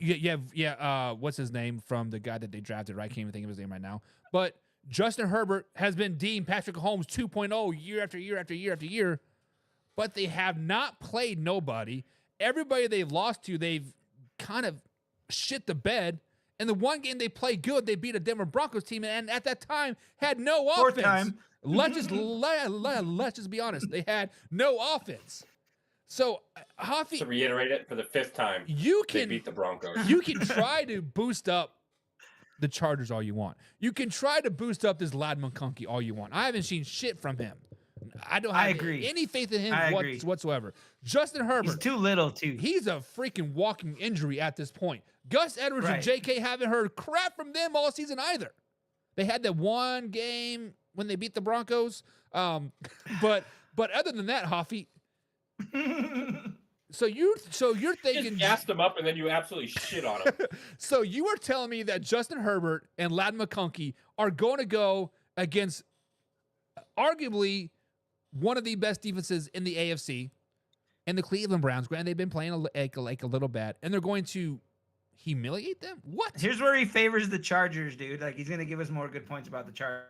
Come on, Hoff. Let's hear it. I hate to say it though, but I do agree with you about Jameis. Like if he goes to be the old Jameis, yeah, the Chargers might win. Yeah, I'm telling you. Once again, I'm coming here for my flowers after the Chargers beat the Browns. I think that Myles Garrett has 1 foot out the door. You talked about him being gone after this weekend. I think he's already gone. I think he's probably sitting on the sideline having a tequila and lime, waiting to get traded to the Las Vegas Raiders, where his career is going to go down Detroit. the shitter. Just, So I mean, they are going to win the Super Bowl versus the Chiefs, but we'll get into that later. So Hoffy, let me legitimately ask you this, right? So I have played college ball. I played at the professional level as like as well. You played baseball at a very high level as well. If you knew you have spent, I don't know, Myles Garrett's been in the league for 4 or 5, 6 years. You spent 6 years with the team, and you know that they are going to trade you to give you an opportunity to go win a championship, for an opportunity in your prime to go be the man, the myth, the legend at somewhere else. You don't think that you would give your heart and soul for them one last time, saying, hey, thank you for giving me an opportunity in the NFL or a professional level. Thank you for giving me all these millions of dollars. Thank you for not getting me an STD. Question: is he really getting traded? I had no idea. He is on the market. I don't think he's the brightest bulb in the shed. Just ask Mason Rudolph. Jesus. Don't get me started on that guy. So, Mark, Hoffy waffled around the answer because he knows I am right. I didn't waffle around it. I said he's not the brightest bulb in the shed. So no, I could completely see him, being an absolute D-bag. Or an absolutely legend and go out there and tear his ACL. Not to wish injury on anybody, but go out there and ball out. You're just wishing that because you know he's going to Detroit and he's going to be sacking your quarterback in the Super Bowl left and right. Honestly, he would probably go to the Ravens because that's the typical Browns thing. He's gonna go somewhere. If he's gonna go somewhere, I feel like He's the not going to Cleveland Denver. Browns Don't even go there. I wasn't even gonna go there, dude. We are not buyers by any means, Hoff. All right, so don't even fucking go there. I'm just saying, I think Cleveland, they're not gonna let him go. They're a stupid enough franchise. They're gonna be like, yeah, we're gonna put him on the block and we're gonna try to get what we can for him. But they're not gonna ultimately get what they want, and they're gonna keep him. So, real talk with Willie Jack brings up a great point. Who is giving up 2 first-round picks to get Myles Garrett? Thank you. And I am going to tell you this, real ball attack with Willie Jack. There is going to be a team out there that is going to give up 2 first-round picks. There's a team that is out there that is willing to do that to think, hey, this guy can win us a Super Bowl. It is not the Detroit Lions. They want to build within the draft. They wanted to build within the franchise. They are the Philadelphia 76ers of the NFL. Trust the process, right? There's a team out there in the Baltimore Ravens that need an edge rusher. They are going to go after your guy, Mark, in Baron Browning, and they won't let him leave. He is signing. Well, yeah, we're actually shopping him. So yes, I would. That he could is happen, signing with the Ravens after that particular game. But there's a team out there that is a wild card, right? We have seen it before. CMC to the San Francisco 49ers out of the blue. We never saw that coming whatsoever. No conversations were having, and all of a sudden it happened. Like, what just happened, right? It would not shock me. Though. It would not shock me one bit if the Dallas Cowboys and Jerry Jones go all in. If the Dallas Cowboys go all in and say, hey, let's screw our franchise for the next 7 years. The homer now, not me. No, but like I'm just saying, like that is the typical Dallas Cowboys thing to do, is to go all in on a season that they're going to give up 2 first-round picks and this year's and next year's first-round draft pick, and totally screw them. But that would be a Dallas Cowboys thing to do. Yes, Jerry Jones would do some shit like that. I hope they do that and put themselves in fucking draft hell for the next 2 years. All right, go Jerry. But real talk, real ball talk with Willie Jack, there is going to be a wild card team out there. There's going to be a team that nobody expects. Hell, it might even be the Saints, right? The Saints defense. I mean, this preseason they were after Judon, right? They were after Judon. He ended up signing with the Bears. Falcons. They were in talks with the Jets to bring in Hassan Reddick down. Hell, it might be the Saints, or it might even be the Falcons. There's going to be somebody. Go ahead, Hoffy. I'm sorry. Look at a team in the NFC West. I mean, all 4 teams are basically right there battling for first place. I don't think anyone saw the 49ers going and getting Chase Young last year. One team that I thought you were going this way with your dark horse that likes to throw away first-round picks is the Rams. They're starting to get healthy with Cooper Kupp. Puka, they could very well decide to, go all out again with Matthew Stafford. How many years does he have left? He's balling out right now. You have the Seahawks that are, they could definitely use some help. I'd agree with that one too. And even the Cardinals, I don't think that's something that the Cardinals would do. I think they're more along the trust the process kind of thing. But yeah, any of those 4 teams. But yeah, I think there's a number of teams that would benefit from going after someone like Myles Garrett. Yeah, the Rams is a great. But 2 firsts? Come on, man, that's rough. What do you think he's? No, I don't think they'll get 2 firsts, but you're not getting 2 firsts. You get a first, maybe. I mean, a prolific edge rusher that can literally change your whole franchise. I mean, it's got to be a team that's like on the verge of winning. That's why I say Detroit, dude. And Detroit wouldn't need somebody like Myles Garrett. They just need somebody equivalent to, like, Zadarius Smith would be good. Baron Browning or like Algier from the Giants would I know, but if they're really gonna go all in, he's the guy they want. Yeah, but do you chance your franchise building for the next 2 years for a guy that to win a Super Bowl now? If they get a chip, then yeah. The Lions don't do that. Chiefs don't. You're right, they don't. But the Lions are the new Lions now. Rams do that. The Rams do that, and I think Hoffy's right. I think the Rams do that. So yeah, I can totally see fucking McVay doing that. Yeah. Even though they've like kind of gotten away from that, I can see them going back and doing that. So Willie Jack says, I don't see Ladd having success against Ward at all. Don't imagine JK having much success against Garrett in that front as well. Famous Jameis for the win. Famous Go. James. I like that. Laura says praying for the Browns to win. She says Browns, because the Bengals suck. That's basically what she said. That is what she's saying. Derek says hoping for an AFC West crown wins over the AFC North. I'm hoping for a complete sweep too, even though the Steelers beat the Raiders. Imagine that. Everybody beats the Raiders. But and then Willie Jacks comes back and says Falcons would be interesting. Great fit on a team that's looking to make a real push. That would be interesting. I would Yeah. agree with Falcons. And you know what? Let's explore this a little bit, right? Kirk Cousins is on a four-year deal with the Vikings or with the Falcons, right? This is his first year. He's obviously balling out.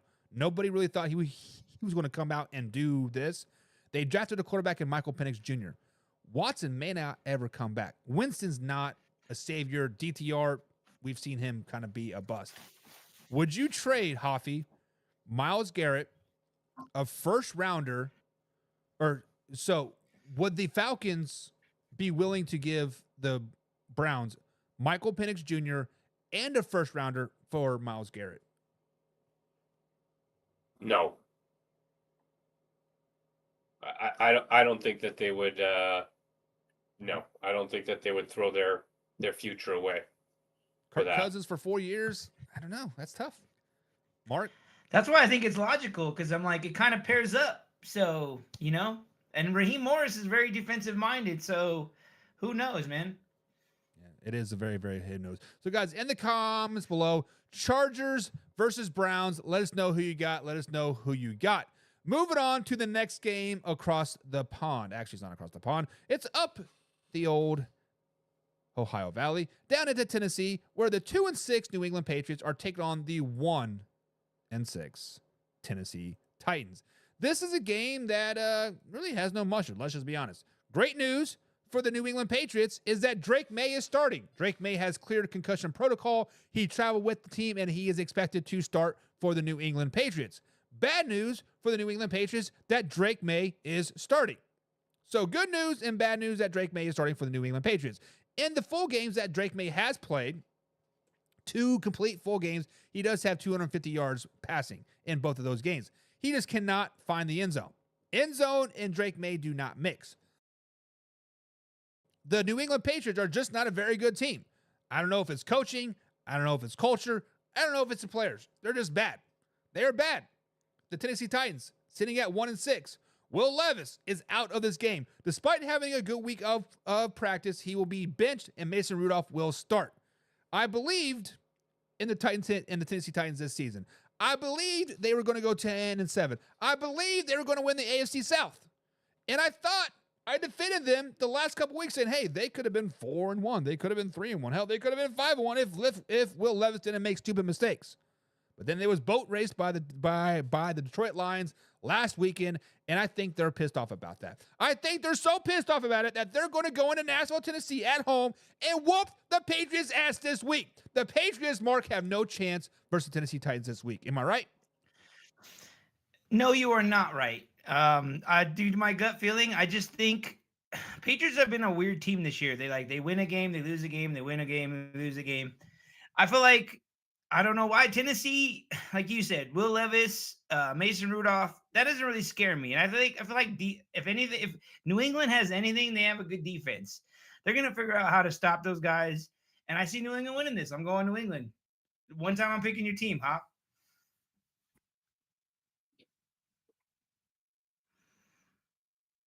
He wants to talk about rookies on mute. You're on mute, Buck. My bad. You got me. So Rookie! you can talk about rookies. You can talk about Christian Gonzalez. This is his really true rookie season. He sucks. The Patriots defense sucks. Mark, you've been He's boosting a dog. No, come on. Tell me he's a dog. He Tell was me. going to be. He was looking at being defensive rookie of the year last year before tearing his ACL. Did he win it? cannot tell me. Did he win it? No, because he played No? 5 games. Okay, because he sucked. He shut down Wilson. He shut down Tyreek Hill last year. Oh, yay. I mean, he was Sorry, Hoppy. the 11 women that he has children with. Yeah, wrap it up, Tyreek. Come on. Okay, my bad, Hoppy. Continue. Tell me how your Patriots are going to beat the Titans. Hey. believe me, I want the Patriots to lose every game, get the number 1 pick. This is the first time that I'm actually this year going to pick my New England Patriots. But let's he be agrees honest. with me. Let's be honest.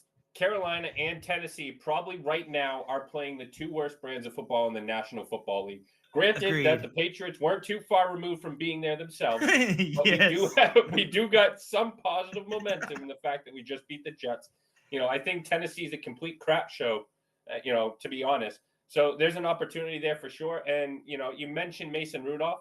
The Patriots absolutely, doesn't matter if they're good or bad, they own the Pittsburgh Steelers. And Mason Rudolph has been the quarterback for the Pittsburgh Steelers these last several years while the Patriots were without Tom Brady and still going in and beating the Pittsburgh Steelers, who were a much better team. So Mason Rudolph has not proven to me that he can beat New England. And I don't think that the Tennessee Titans, whether home or not, are going to beat the New England Patriots in Week 9. So you're saying Patriots, Mark's saying Patriots, I'm saying Titans.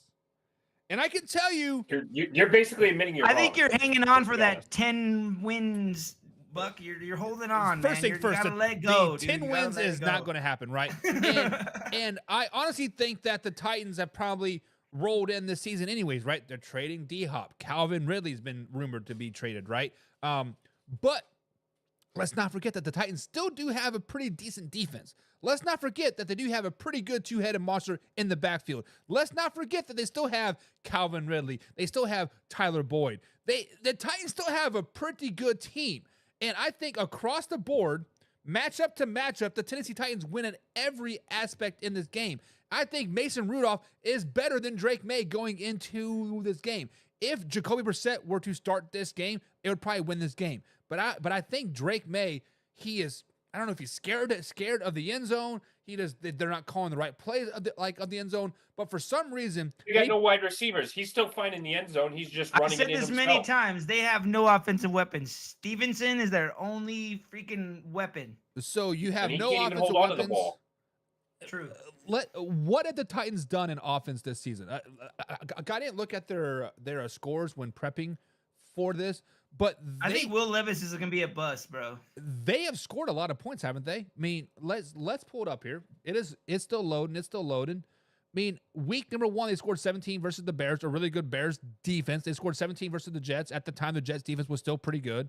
14 versus the Packers, which honestly, they probably should have won that game versus the Packers if Will Levis wouldn't have thrown that early pick 6, and then they kind of got away from him early. Like I said, bust. They scored 31 against the Dolphins, 17 versus the Colts, a really good Colts defense, an underrated Colts defense, 10 versus the Buffalo Bills defense that is kind of underrated too, right? And then 14 versus the Detroit Lions.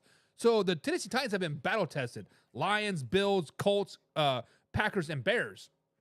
Patriots really haven't played a whole lot of anybody.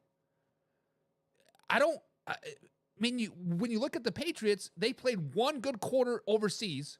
They haven't done shit since. Yes, they beat the Jets because who hadn't beat the Jets like at that particular point, right? But when you lose to the Jaguars, you lose to the 49ers at that time they're injury plagued at the best. Then you lose to the Jets again, and then you get beat by the Seahawks. Their only good wins over the Bengals week 1, and the Bengals are terrible. Like, come on. They weren't terrible week 1. Bengals weren't terrible week 1? They were terrible week 1, but what did they do against your Chiefs, Mo? They were pretty close in that one. The Bengals always stepped up and played the Chiefs well. When you look across the landscape, there are some teams that match up really, really good with the Kansas City Chiefs, and the Bengals are one of them. The Ravens are the other ones. But your Denver Broncos do not match up good. I got to agree with Hoff, though. Like, dude,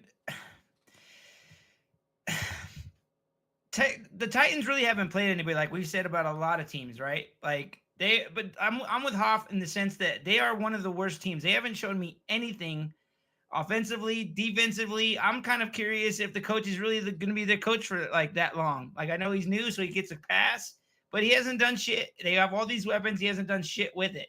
So I think the Patriots, with defensive-minded coach Mayo, he's going to find a way to stop these guys, and that's why they're going to win. So, Hoffy, you are a Patriots guy. You live in the New England area. You are busy wiping Tom Brady off of your chin still. And where is the comment out here? BHO says, talking about the Patriots, yuck. Gerard Mayo should be fired. Should you fire Gerard Mayo after a 2-5 start? Or is it 2-6 I think start? Gerard Mayo is going to be a good coach. I do question why you move on from Bill Belichick and try and change things up, but you don't change anything up. I mean, Mayo Except is the a coach. Belichick guy. It's the exact same scheme, same thing. I do like Mayo. I do think he's going to be a good coach. In fact, he came out. I don't think Mayo's the problem. He flat out came out and said his team is soft. I think it is going to take some time to, figure out his team, put him in the direction that he wants them to go in. I don't think anybody in the New England organization expected this year to be a successful year. Most people assumed we were going to be in, a top 5 draft pick. So I'm completely okay with them, losing every game this year. And then we can, we'll look at the body of work after next year. They'll have quite a bit of cap space to spend this year to improve that roster.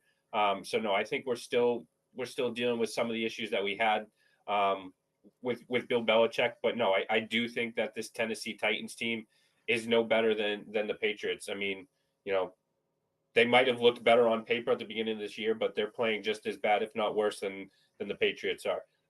Yes, May is struggling to find the end zone, but the Patriots have put together some good stretches of football throughout games. They need to put, a solid 60 minutes together. And I don't think that's a tough task against this Tennessee Titans. Yeah, and I believe we talked about it on Thursday, if I'm not mistaken, on the daytime show, the Monday through Friday, 1:30 East Coast time to 3:30 East Coast time, that you should never fire a first-year coach, right? Let them give a chance. Yeah, they to get get a their pass. feet wet, figure it out. And Willie Jack says it is a terrible take. What the hell was Mayo supposed to do with that offensive, with the worst offensive roster in the league and a rookie quarterback? What you were supposed to do, Gerard Mayo, was play Jacoby Brissett all season long. Don't let Drake May get a freaking concussion, right? You should have played Jacoby Brissett the whole season. Now, I'm not saying Jacoby Brissett was a long-term answer by any stretch of the imagination, but you saved Drake May from himself, right? Well, partly the Patriots got to see what they have in May, because they might have the number 1 pick, like Hoffy was saying again, and they might draft Shador. What? Hoffy? You like that? No. No. I love me no. some Sanders. I love me Shador. I love me Shiloh. I love Boulder Rock. I love Colorado. But I love me some Hunter. That's who I want. I want me a ball hawk in Hunter. He can go on the offensive side. But yeah, I mean, yes, we got to see what we have in May, but you can still go with Jacoby Brissett starting every game, and you can bring May in, towards the end of the games and whatnot. But yeah, I do think that they're making a mistake in having May come in as early as he has. I think a lot of New England fans have felt that way. I think a lot want him in there because they're tired of watching this pathetic game that the Patriots have played these past couple of years, even with Mac Jones. But I think anyone that has any logical thoughts or, logical reasoning is realizing that this year is not our year and that we should not be, just throwing this rookie quarterback to the wolves. He's got no offensive line. In fact, Andrews, our only good offensive lineman, is out for the season. We've started, I think, like 5 or 6 different offensive lines throughout this. There's no steady line play for him. There's no wide receivers that are able to make plays for him. And, Stevenson, our one good offensive weapon, has struggled to stay on the field with fumbles. So, I'm basically contradicting my take here and saying the Patriots are going to win this week, but they're going to find a way to win this one. Yeah. And Hoffy, you brought up something that you said a little while ago that I wanted to touch on just a tad bit. You said that Gerard Mayo says that his team is soft, right? And I have to Belichick came and disputed that. Just saying. Well, I have to confer with that the society that we live in general is soft, right? We are raising soft individuals in the football landscape, right? Because of the whole guardian cap with the can't hit and can't do this and all this protection of the players, right? It causes for soft and weak-minded individuals. So I'm not trying to dog people in general. I'm just saying as a society, y'all are soft. Y'all are weak. Y'all, I'm just saying. He doesn't mean that, Aaron and Landon. He's just joking. No, He's not very smart.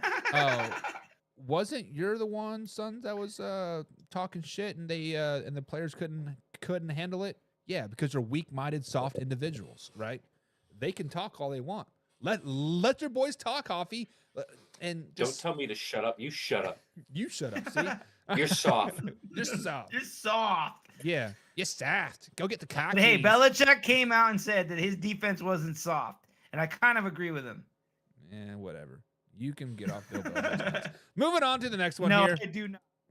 Speaking of AP, an old team that he used to play for, the New York Football Giants and the Washington Commanders go to battle on this Week 9 matchup. The Commanders sitting at 6-2 on this young NFL season. The Giants are sitting at 2-6.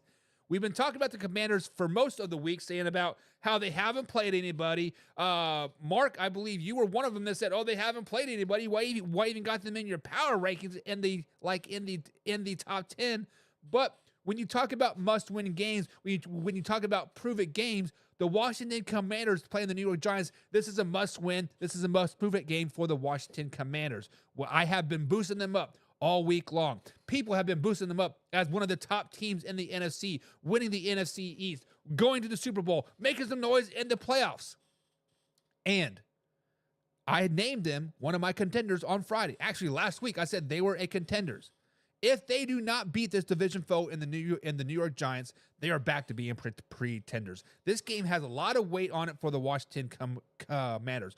Also, on the other side of that coin, Father Time has been unbeaten in the NFL. Father Time is undefeated in the NFL, and the Washington defense is old as balls. It is simple. You cannot fluke it anywhere. They are old.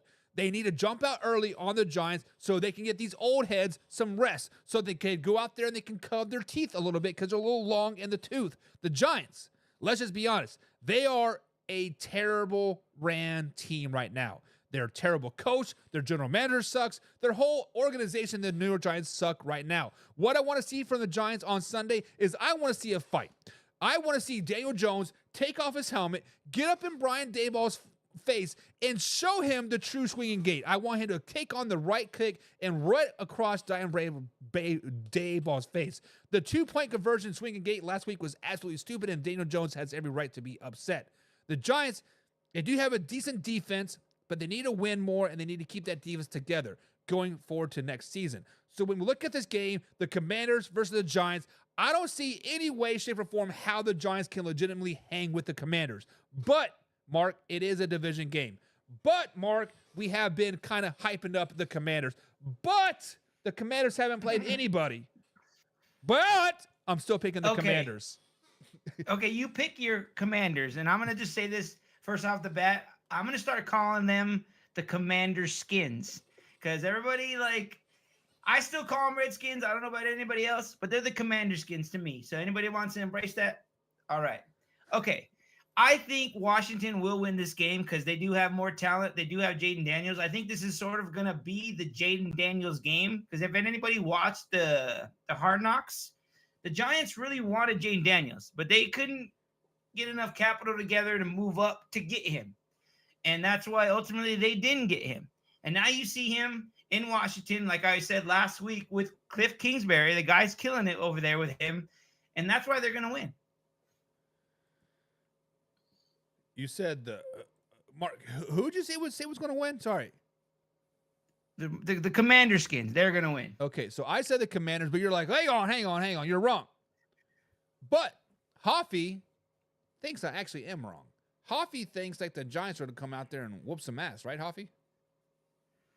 Absolutely. The Giants became the first team in NFL history last time they played to lose a regulation game despite scoring 3 touchdowns and not allowing a touchdown.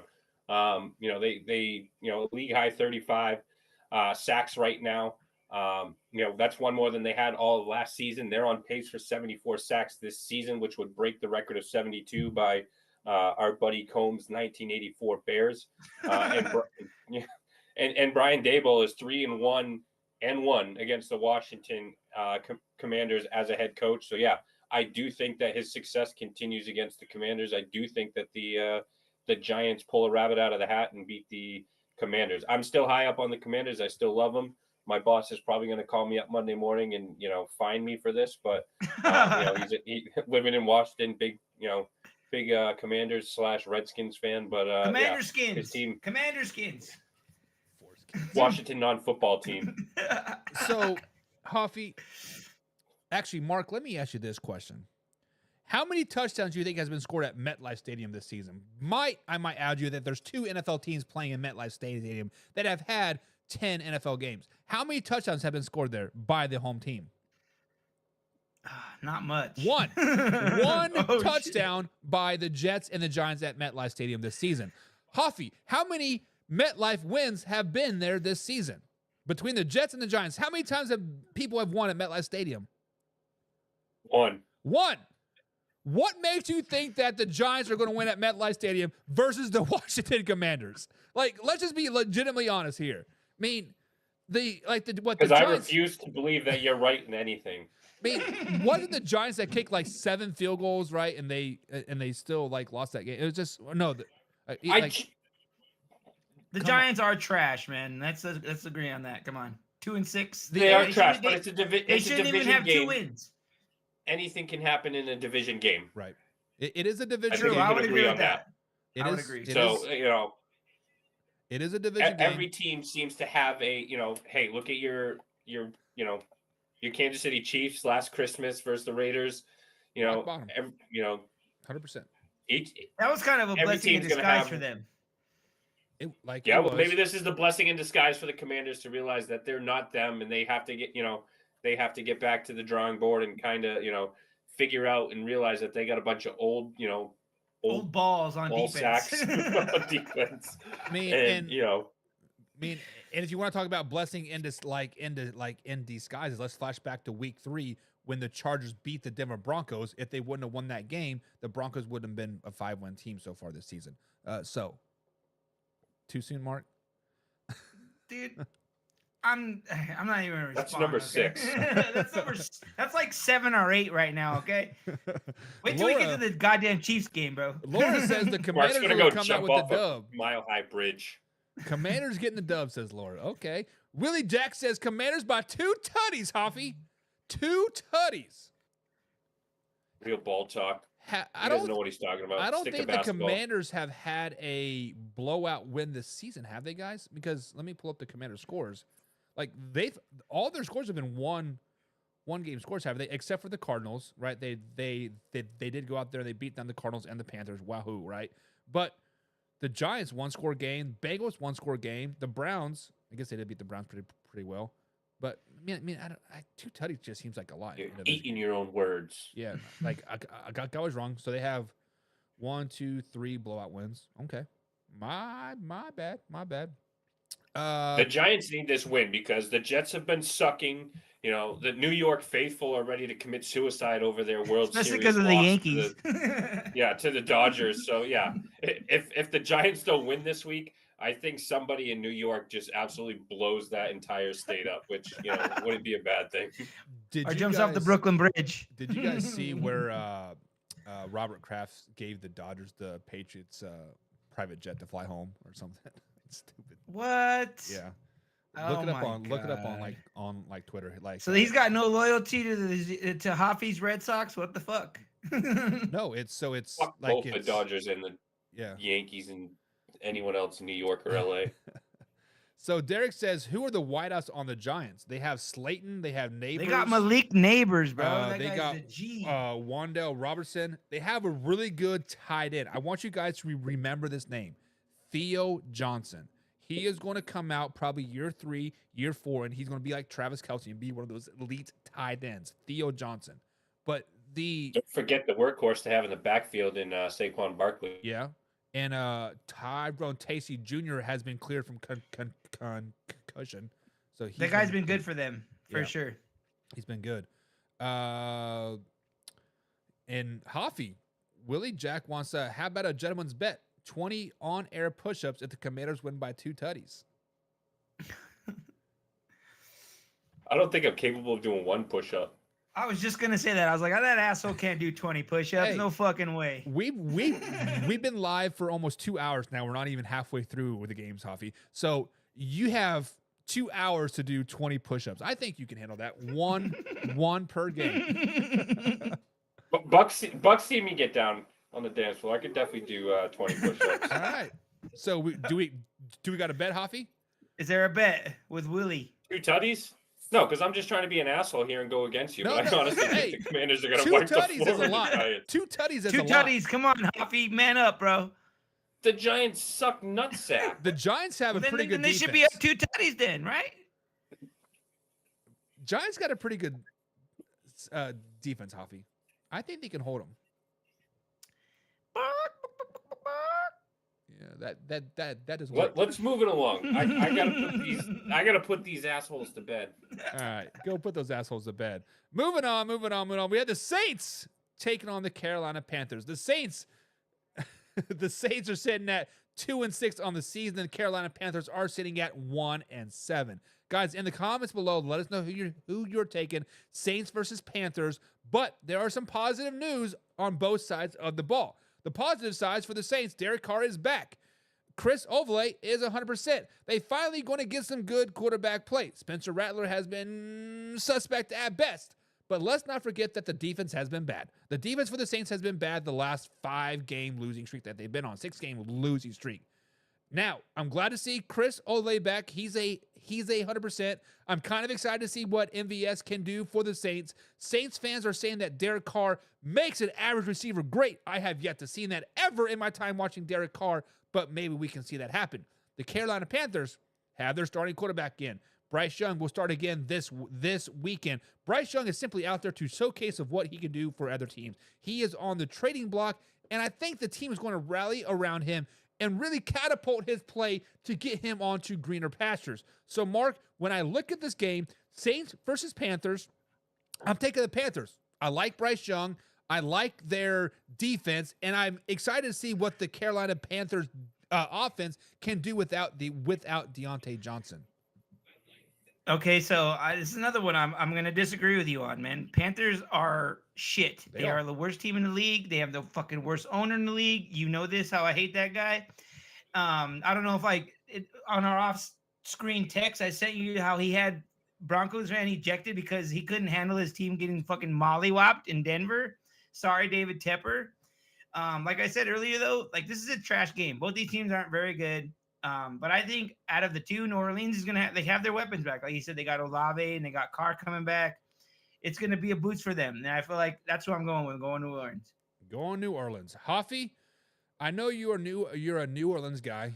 You like the teams in the dirty, dirty South. You like getting the dirty Sanchez in New Orleans. Are you taking the Saints on Bourbon Street, or do you think the Panthers can pull the upset? Yeah, I think Derek Carr returning from a 3-game absence due to his oblique injury. You know, the Saints haven't played very well. They've trailed the last 10 quarters.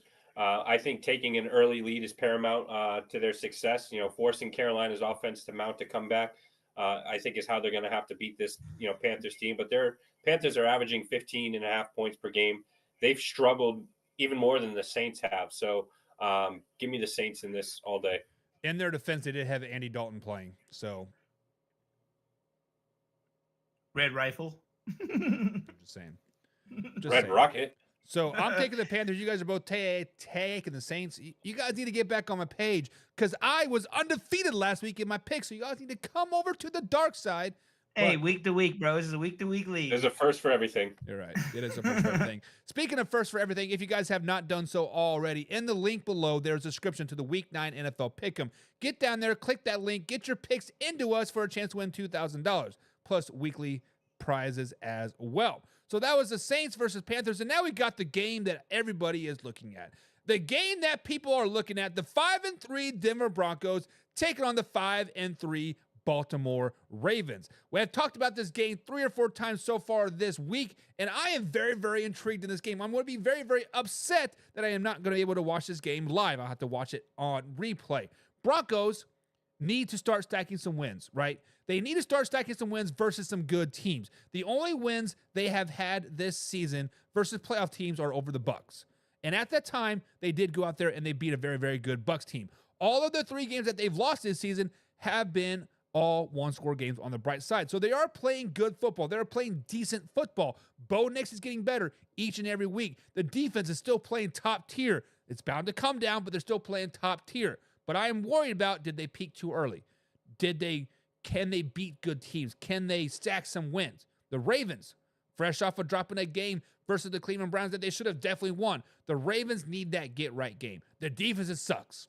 Let's just be honest. The defense for the Baltimore Ravens suck. Offense is top tier. They added a receiver. Really don't know why, but they added him. Cool. Show me why you needed this receiver so badly, the Baltimore Ravens, and I'll show you how they will lose to the Broncos. Meaning, if the Baltimore Ravens throw the ball all over the field, they're going to lose to the Denver Broncos. The Ravens need to stick with what they do, and I think they're going to do that versus your Broncos, Mark, and I'm picking the Baltimore Ravens in this game. I think King Henry's going to get $150 on the ground and money, dollar bills, yo. Watch out. He's rolling up his sleeves. Okay. Yes, I am rolling up my sleeves. Okay. All right. Show us those Bronco tattoos. They're all in his butt because he's so ashamed of them. Okay. The number one stat that I sent you guys off air. Okay. The Broncos have the fewest yards per play allowed this season with 4.4. The Ravens have gained the most yards per play with 7.1. I'm kind of really interested to see which of the power struggle, where that goes. I think the Broncos defense has been really solid this year, and I think they're going to find a way to keep Lamar in the pocket because I think he's our only really threat. If we keep him in the pocket and make him throw, we will win. It's just like we did at Cam Newton in the Super Bowl. If we keep him in the pocket and make him make throws that he normally doesn't make, we will win. But like you said, if their run game keeps going and they fucking roll all over us, the game's over. But I think – Go ahead. Sorry. Go ahead, Buck. Well, like I'm saying, like you are spot on. You make Lamar Jackson throw short to intermediate throws, you're going to win this game. Do not let him throw the ball deep. He does have some touch on the deep balls, but those short intermediate throws is where he struggles the most. I just feel like if we keep him in the pocket, keep him from running, keep him having to throw those passes, our defense might have a shot to stopping him. But on the other side, our Broncos offense has to do something like they did last week against Carolina. We still had a lot of mistakes. We had fumbles in the first beginning of the game and at the end of the game. That shit can't happen. We against a good team against Baltimore, they will screw you. They will take advantage of that all day. So we have to have a perfect free game offensively, no fumbles. Our defense has to keep playing like they are, and we will win. So, Hoffy, I understand you have a Lamar Jackson jersey underneath your Man Hour hoodie, where you went to manhour.radio.com and got that hoodie. But I'm picking the Broncos, or I'm picking the Ravens. Mark is picking the Broncos. Obviously, a homer pick. Let's just be honest about it. Break the tie, Hoffy. I refuse to agree with Mark on most things, and this is another one. Broncos first round pick, Bo Nix, was named, rookie of the month for October. Yes, sir. 7 touchdowns, 1 interception in his last 4 games. Best rookie quarterback in this class. Oh, Jesus Christ. Baltimore does, they do enter this, this game ranked last in pass defense, 25th overall. They've been shuffling the secondary, especially against Cleveland. That didn't help. But since 2008, Baltimore is 19-2 against rookie quarterbacks at M&T Bank Stadium. Make that 20-2. Fuck. That's not a good stat for us. I did not know that. Facts are facts. Wow. And Lamar Jackson's like 23, NFL expert. 22-1 versus the NFC because that better really watch matters, it, huh? Right? Willie Jackson's picking the Ravens 30-24. One-score game, I can deal with that. One-score game mean obviously that would be the Broncos are being competitive unless they come back in a 10-point. But one more point about why I think the Broncos will win. I didn't mention this before, but I think, okay, I don't know if anybody knows this. We get it. You like the Broncos. Fuck off, Hoffy. Okay, look. The Ravens they're going to have a short week. They have to play us, and then they have a short week, and they're going to play Cincinnati. I have a feeling that they're going to be looking past the Broncos. They're going to be like, oh, Broncos ain't shit. Their defense ain't shit. We're going to ball all over them. And they might think that going into that game, and they might lose because of that. Yeah. Also, Lamar Jackson hasn't practiced all week either with that back and ankle issues. So that definitely in favor of his. This dude loves orange so much he's got an orange cat. Does he? Really? I do. Jeez. That's not why though. That's not why though. Laura is saying go purple. Go Ravens, go Vikings. Anything purple, Laura is all Oh, about. come on, Laura. So- I thought I liked you. Yeah. Well, you thought wrong. You thought wrong. You're gay. You don't like any females. Yeah. But low blow. Okay, Mr. Sugar Mama over there. Low blow. Low blow. All right, guys. So That was a low blow. Broncos versus Ravens, guys. This is a game that I am going to be intrigued on. This game I am watching 100%. And real ball talk with Billy Jack says Ravens just came off a bad loss. Buck had it right earlier. This game is a get back right game for them. Unless they're looking past us to Cincinnati. It is a kind of a double-edged sword. And I did bring that up in this must-win game situation on Thursday that I talked about, saying, hey, if they do get beat, they're looking past Cincinnati, they could lose 3 games in a row, and that would be tough. That would be tough for them. And I could see them Baltimore doing that. I could. But not going to happen. Moving on. The next game we have up here is the Jacksonville Jaguars versus the Philadelphia Eagles. This game is not really intriguing to me at all. Jacksonville Jaguars sitting at 2-6 on the season. However, Trevor Lawrence is playing some of the best ball of his career, which is odd after he got paid and still not playing good, but whatever, I digress. The Philadelphia Eagles are sitting at 5-2 this season. Jalen Hurts has been balling out the last couple games, the last 3 games actually as well, finding the end zone 5 times and has not turned the ball over in 3 times in this way. But let's talk about the Jacksonville Jaguars first. Guess what, guys? The Jacksonville Jaguars lost yet again last week. They have yet to win 2 games in a row for over a full year now. Wrap your head around that. A full calendar year, the Jacksonville Jaguars have not won back-to-back games, but yet they played a quarterback $250-some-odd million, $55 million a year to not win back-to-back games. Defense is ranked 28th, 14th ranked offense as well, but that's mainly thanks to Tank Bigsby. They're only passing 197 yards per game. Ouch. Like I said, Jalen Hurts is playing out of his mind right now. A.J. Brown is balling, and the Georgia boys are back. That defensive front is balling out as well. When I look at this game, Jacksonville Jaguars, Mark, taking on the Philadelphia Eagles, I don't see any way, shape, or form how anybody can pick the Jaguars to win this game. I am taking the Eagles. I think they smack around the Jacksonville Jaguars, and they take over that first place in the NFC East moving forward, and they never let it go. What are your thoughts about this game? You know what? I agree with you. I disagree with you on your power rankings that they should have been in the power rankings. Like I said, they won 4 of the last 5. They're playing really well. And also, like you said, Jacksonville is not playing good right now. Like I said once before, I still got questions about Trevor Lawrence. Like, I still don't think he's the guy that everybody says he's going to be. And I keep reading that he's not 100% into football. And maybe that could be the reason. Not sure. But I'm going with Philly in this game. Hang on, I'm typing. My bad. I'm sorry. I was fat fingering. So you are taking Philly in this like in this one. I did not really realize this until early this morning. But this is Doug Peterson's first time back at Philly since being fired, and he does have a statue out front. So there could be some play into that, jump back, comeback season. Hoffy, can Doug Peterson upset his old team in the Philadelphia Eagles and stick it to the man for firing him? He can, but he won't. I don't think, I had in my notes here too, the Jaguars not being able to get 2 wins in a row. I don't think that's, I don't think they're going to get a second win in a row. They haven't beat anyone relevant. I mean, they beat my Patriots. Lawrence has not been playing very well. I think he's, Nope. Overrated quarterback. And I'm not a fan of the Philadelphia Eagles, but or Sirianni for that matter. I think he's a dink. But he's got those boys playing well. I think Saquon Barkley, Hurts, Brown, the boys are, coming into their zone. And like you said, those Georgia Bulldogs are finally starting to, show up and play some Georgia Bulldog defense. Yeah, and a lot of people are picking the Eagles in the chat, but Laura went with the Jacksonville Jaguars, and I've been trying to find some logical reason of how I can pick an upset, but I just don't see it because Kira Jackson says it the best. Trevor Lawrence is way overrated. I think we all agree on that one. Jack said Lawrence is the most overrated and overpaid quarterback in the league.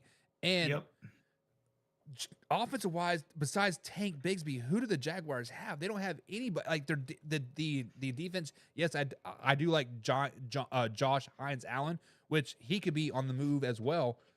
Guy, is there any possible way you could take the Jaguars in this game, like legitimately? Mark Not says me. I no. wouldn't. Mark Mm-mm. Hoffy, anything? No, no Jaguars at I'm all. fighting a child here. Nope, not taking the Jaguars though. It's all good. Hey. I understand, man. I understand. But yeah, Laura, I respect you, but damn. There's still time to edit those picks, Laura. There's still time to edit those picks. You got a couple hours. Laura says, yes, definitely overrated, but I think he's going to be an upset. She says, Trevor Lawrence is playing out of his mind right now. He's playing career numbers. He's going to pull the upset. Not at Philly. I don't know. That is tough. But guys, in the comments below, Jaguars. She broke into Mark's job site. Full all the marijuana. She's smoking all the weed, man. In the comments below, guys, Jaguars versus Eagles. Let me know who you are picking. Next up on this game, on this Week 9 NFL preview, guys, man hour after our show. We've been here for damn near 2 hours a day. We have the Bears 4-3 on the season, taking on the 4-4 Arizona Cardinals. 4-3 Chicago Bears take on the 4-4 Arizona Cardinals. What? That sounds weird to me. But the Bears won last game. Oh, no, they didn't.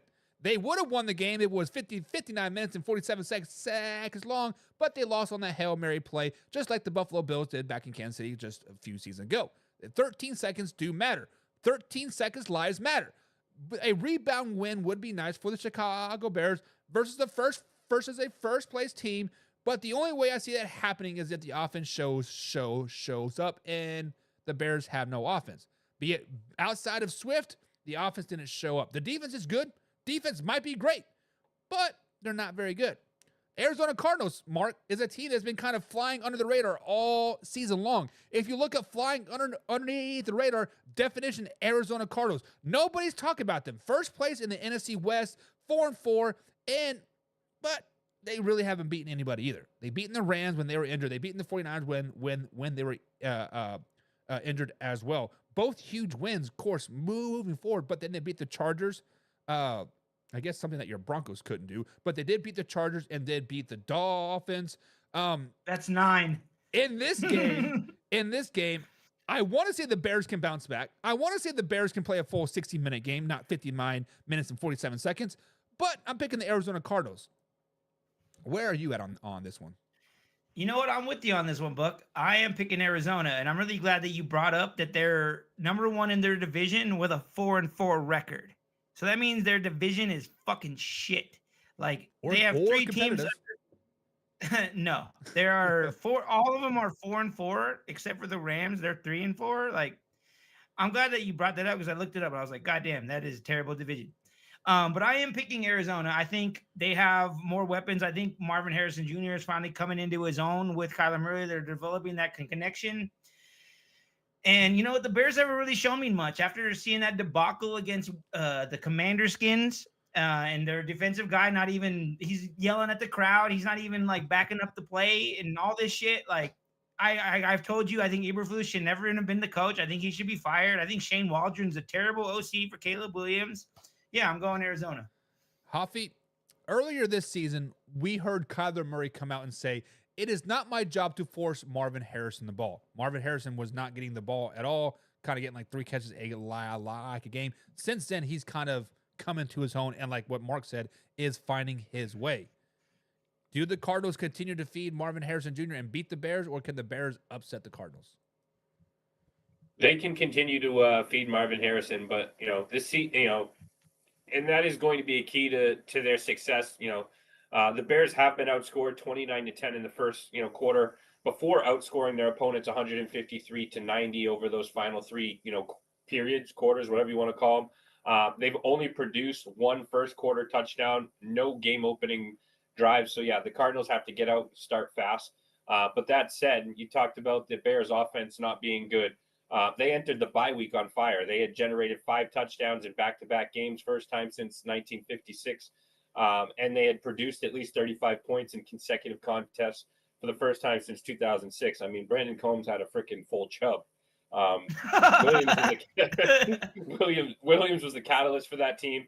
During those games, he had passer ratings of 106, 126, 124 in those 3 straight wins. Tough pill to swallow last week. But I'm taking the Bears to bounce back and beat the Cardinals in Arizona this week. So does that tell me that you have faith in Caleb Williams, or is it faith in the Bears defense? Both. Okay. I mean that's a valid point. I mean, Caleb Williams. I think that Caleb Williams is playing well, and he has the offensive. If he didn't have the offensive weapons that he has, and he didn't have a Swift in the backfield, but I just think he's got too many offensive weapons. It's you can't double team one because then you're leaving another one, allowing the other one to eat. So yeah, I think that I don't think this Arizona Cardinals defense is good enough to defend all those offensive weapons. And I'm banking on the Chicago Bears helping out my 49ers and putting my 49ers back in first place where they belong. Yeah, and they're 4-4 division. that would be huge. But honestly, guys, nobody really expected the Arizona Cardinals to be here, like legitimately. I think I had them like 3 wins this season. And Derek, I do remember the show very vividly. It was it was a worst to first show. Who in the division can go from worst to first place? He did pick the Arizona Cardinals. I do remember that. And shout out for you, Derek, for sticking with us for like 6 months now. Big shout out to you. Donkey Kong says F Green Bay. And Willie Jack says Kyler Murray is quietly playing damn good football right yes, now. He is. Yeah, and flying under the radar. And I think that's the way the Cardinals want it, is flying under the radar. Kind of like the Pittsburgh Steelers last year, right? They kind of snuck into the playoffs like, oh, they're there. That's weird. Can the Cardinals make the playoffs, guys, if they beat the Bears this week, Mark? Well, you see how bad their division is, so yes. Hoffy, do you think they can make the playoffs? The Bears? The Cardinals.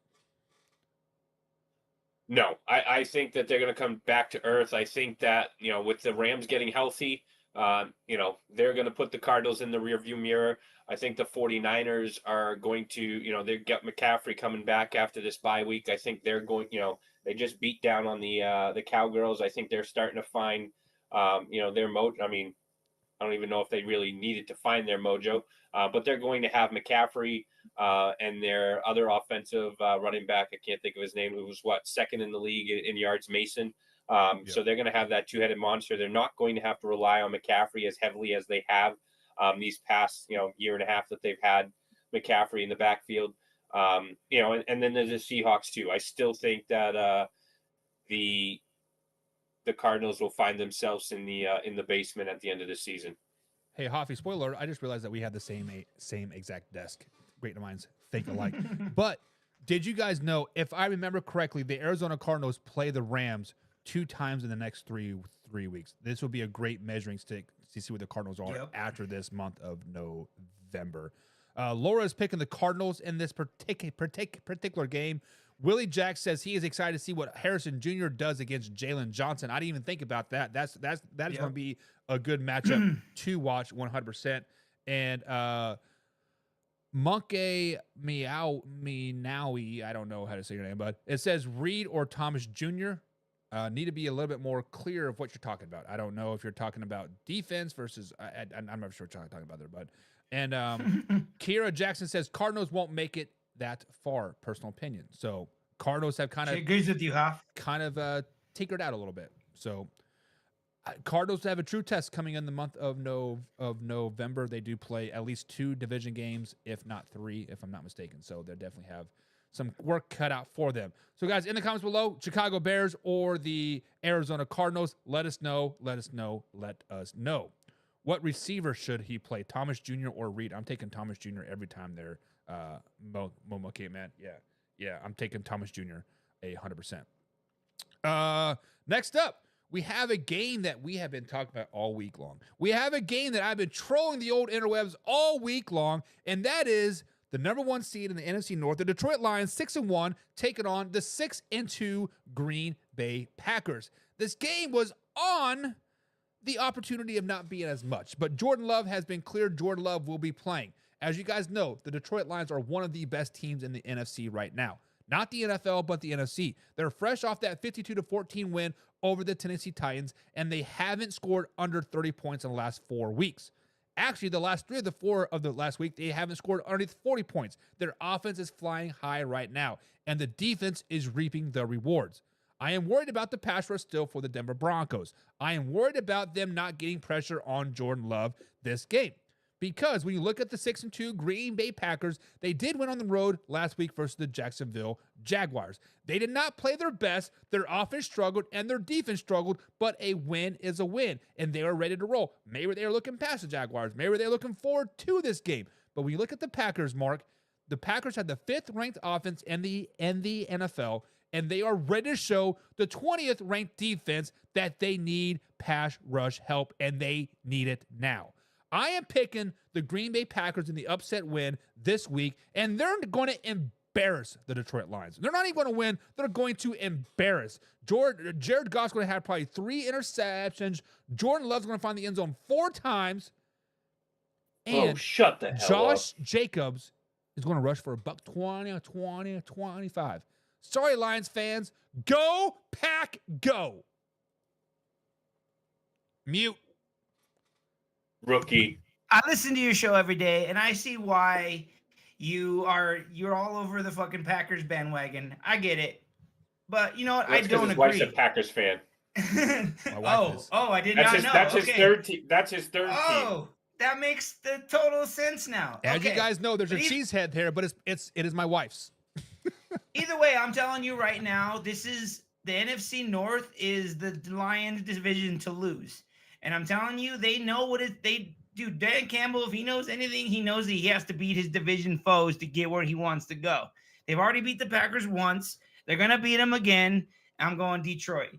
You are going to Detroit because you like hopping the bandwagon. Huffy loves hopping the bandwagons too. And many people are hating the Green Bay Packers. I don't know why.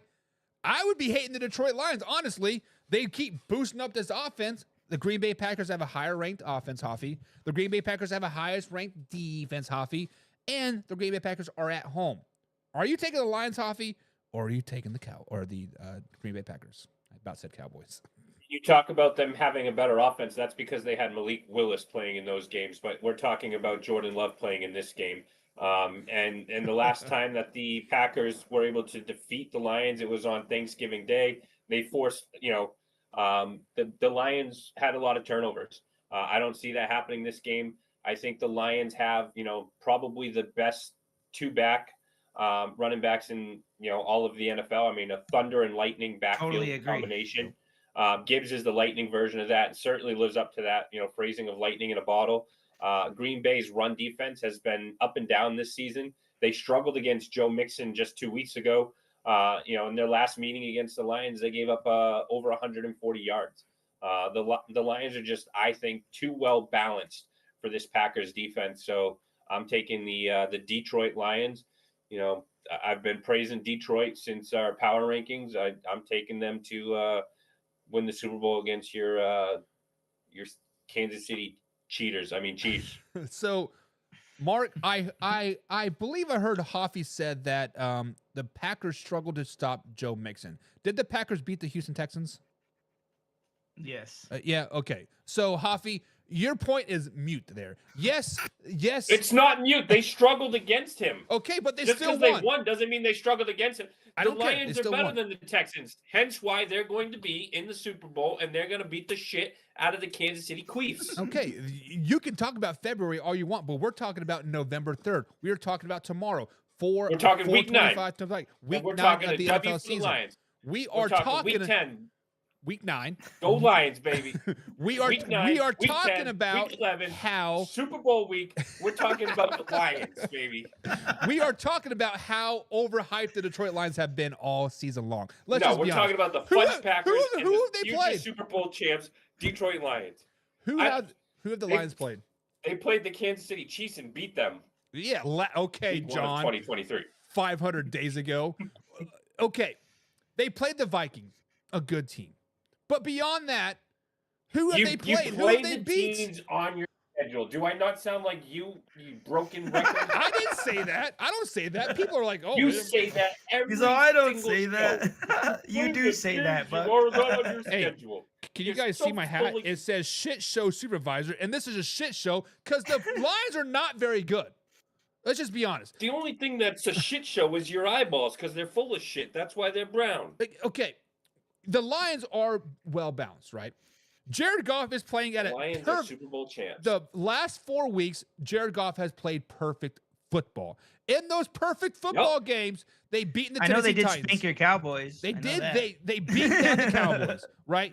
They beat the Vikings. The score shows a 2-point game, but they dominated the Vikings. Let's just be honest. They beat down the Titans and they humiliated the Seattle Seahawks. 4 games, all very, very good wins. Jared Goff has played near perfect football in those 4 games. If Jared Goff doesn't play near perfect football, they lose to the Dallas Cowboys. They lose to the Minnesota Vikings, and they lose to the Seahawks. His completion rate has been insane. Yeah, dude. he's played perfect. MVP level, elite. The simple fact of the matter is the Lions have been blown up. They got this false sense of security, and if they go out and they beat the Green Bay Packers, they're going to lose the Super Bowl 100% because we don't need a pass rusher. We don't need to go out there. They need to go out there and get a pass rusher now.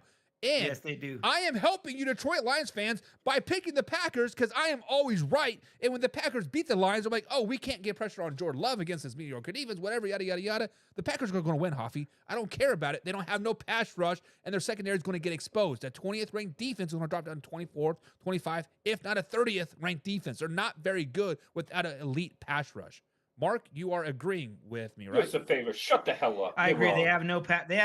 They have no pass rush. I'm with you on that. And I feel like if they really don't show their pass rush against Jordan Love, then it's going to be a wake up call. Like, look, we really need to do something because we can't beat a division foe, which is really important. Hoffy, any last words before I go to the comments? Go Detroit. Go One Pride, he says. One Pride. Donkey Kong is in the chat. Smash Baby Smash. He says Lions. Laura's saying Lions. Real Talk with Willie Jack says, my personal game of the week, the Lions in a banger 31-27. Banger. Man. Laura says, blow Banger. pack, blow. Willie Jack says, I Buck, like that. I Buck, like that. You almost had me. You almost talked me into the Packers. Damn it. Blow, pack, blow. I like that. Donkey Kong says, MCDC, best coach in the football. Dan Campbell is not best coach in football, guys. I just want to say, Dan Campbell is not the best coach in football. He is the most overrated coach in football. Mark, you've seen some bad coaches. You've had Nathaniel Hackett.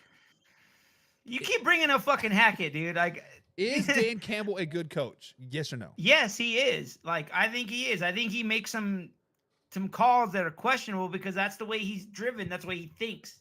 Like, all those stupid 4th downs they went on and all that and the fake punts and all the shit he does, that's just what makes him him.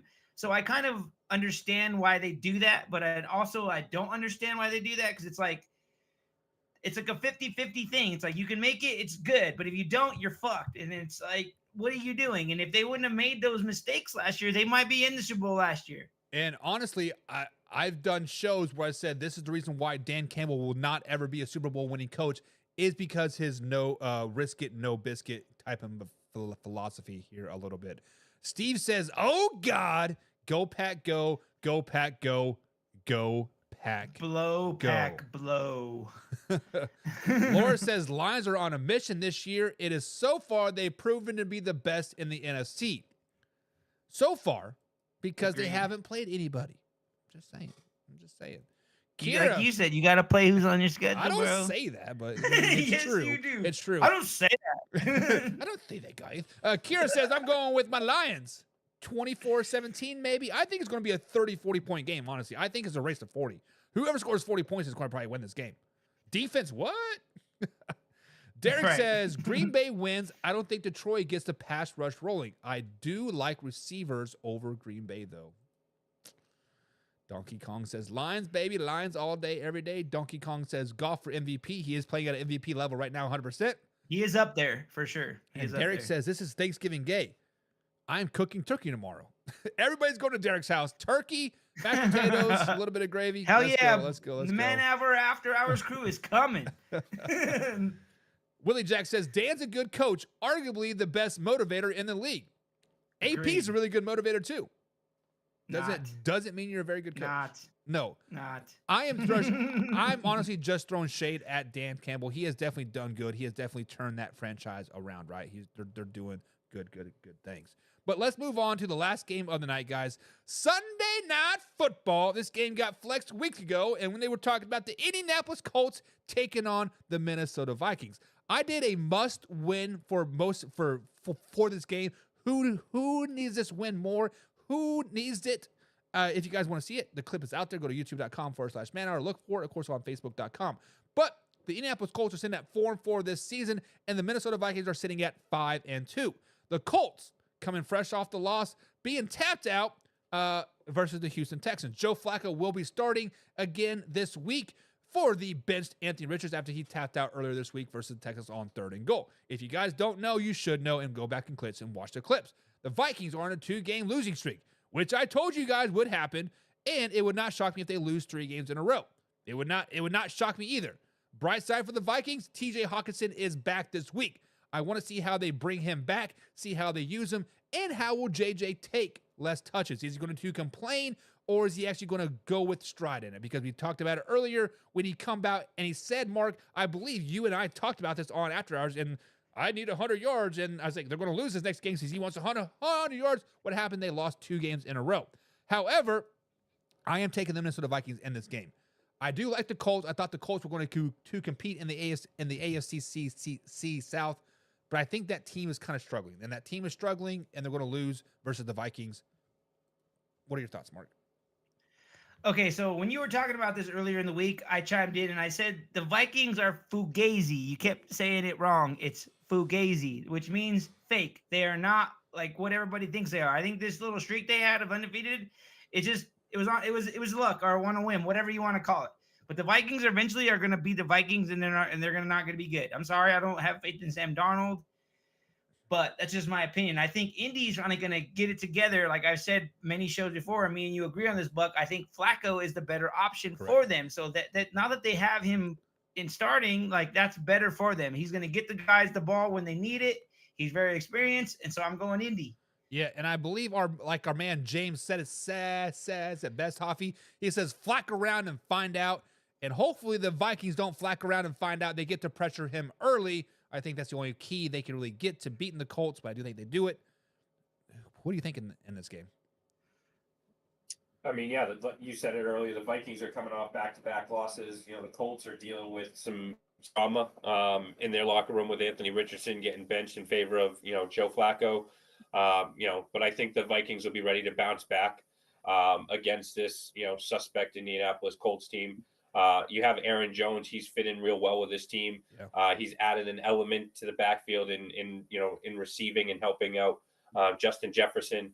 And then you have Justin Jefferson. He's got 41 catches, 60 targets.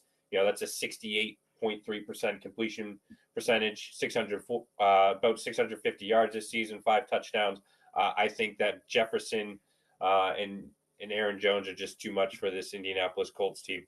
Yeah, and it's weird because it seems like that's been kind of the staple of the Colts the last few seasons has been their defense, right? We kind of worried about their offense, but now we're worried about their defense, not worried about their offense. I think the offense will be fine with JT and Michael Pittman Jr. And Mark, I think you nailed it. Joe Flacco is the X factor for this team that can kind of boost them up over that edge. But I am really worried about this Colts defense. We talked about potential trades, Mark. Myles Garrett, Jadarius Smith, right? Do the Colts potentially have some type of play to bring a defensive guy in, or do you think they're set with the Darius Buckner and those boys?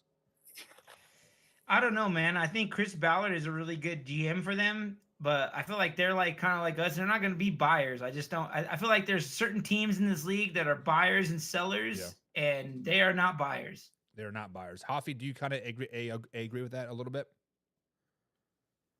Yeah, no, I agree. I don't think that they're going to be buyers. I think that they're kind of going to roll with the punches and go with what they got. So no, I don't think that they're going to. They might make a move or two, but I don't think it's going to be a big splash. Maybe to add some depth, but that's it. I think personally. All right, guys. So in the comments below, let us know if you got Colts or Vikings. Donkey Kong is picking the Colts. Coffee, are you taking the Vikings? Correct. Mark, you got the Vikings? I got the Colts. Oh, you got the Colts in the upset, right? Colts. He's wrong. I'm assuming it's the upset. Laura says, I hope, and did I say I hope the Vikings win this?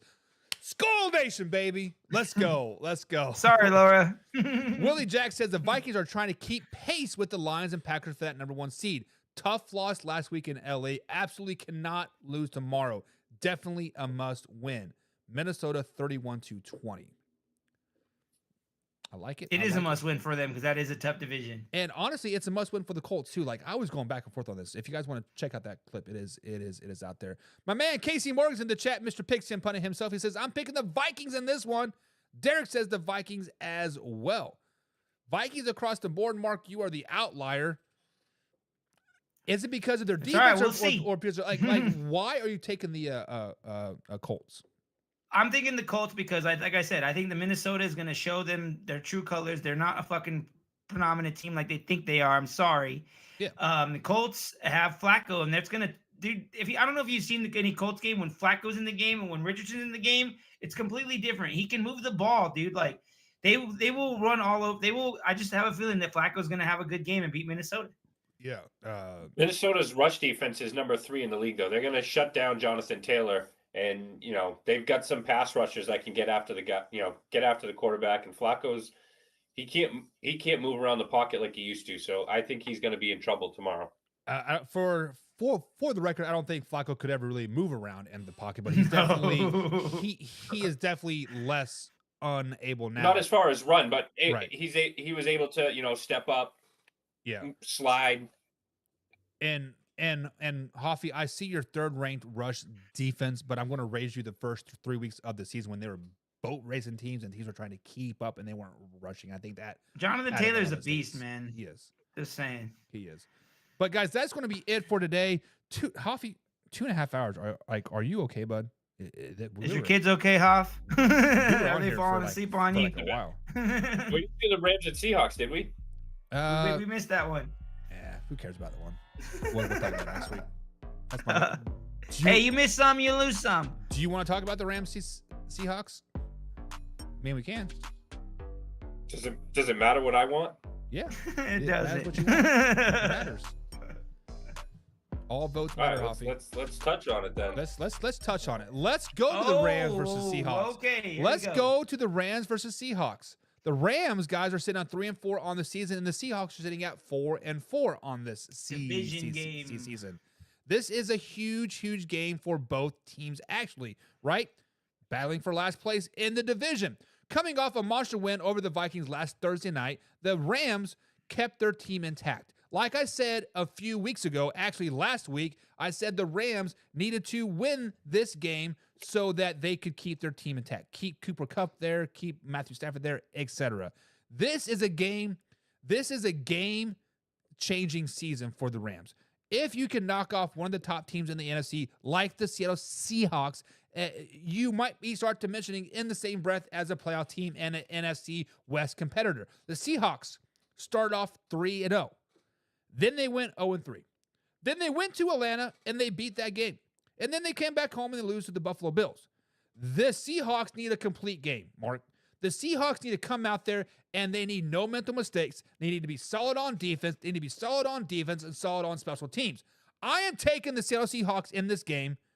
Who are you taking? So you're banking on them playing perfect because that's the only way they're going to win this game. That's my opinion. I think the Rams are going to start rolling now. They got Kupp back. They got Nakua back. Stafford is rolling. He's another MVP candidate, in my opinion. I got to admit, I've always kind of liked the Rams. I couldn't tell you why. Maybe it's because of Stafford and it's because of McVay. I really like both of them. I think the Rams are going to roll. They're going to get back in this division. And like Huff said earlier about Arizona taking a backseat, I totally agree with that. And I feel like the Rams are going to rise.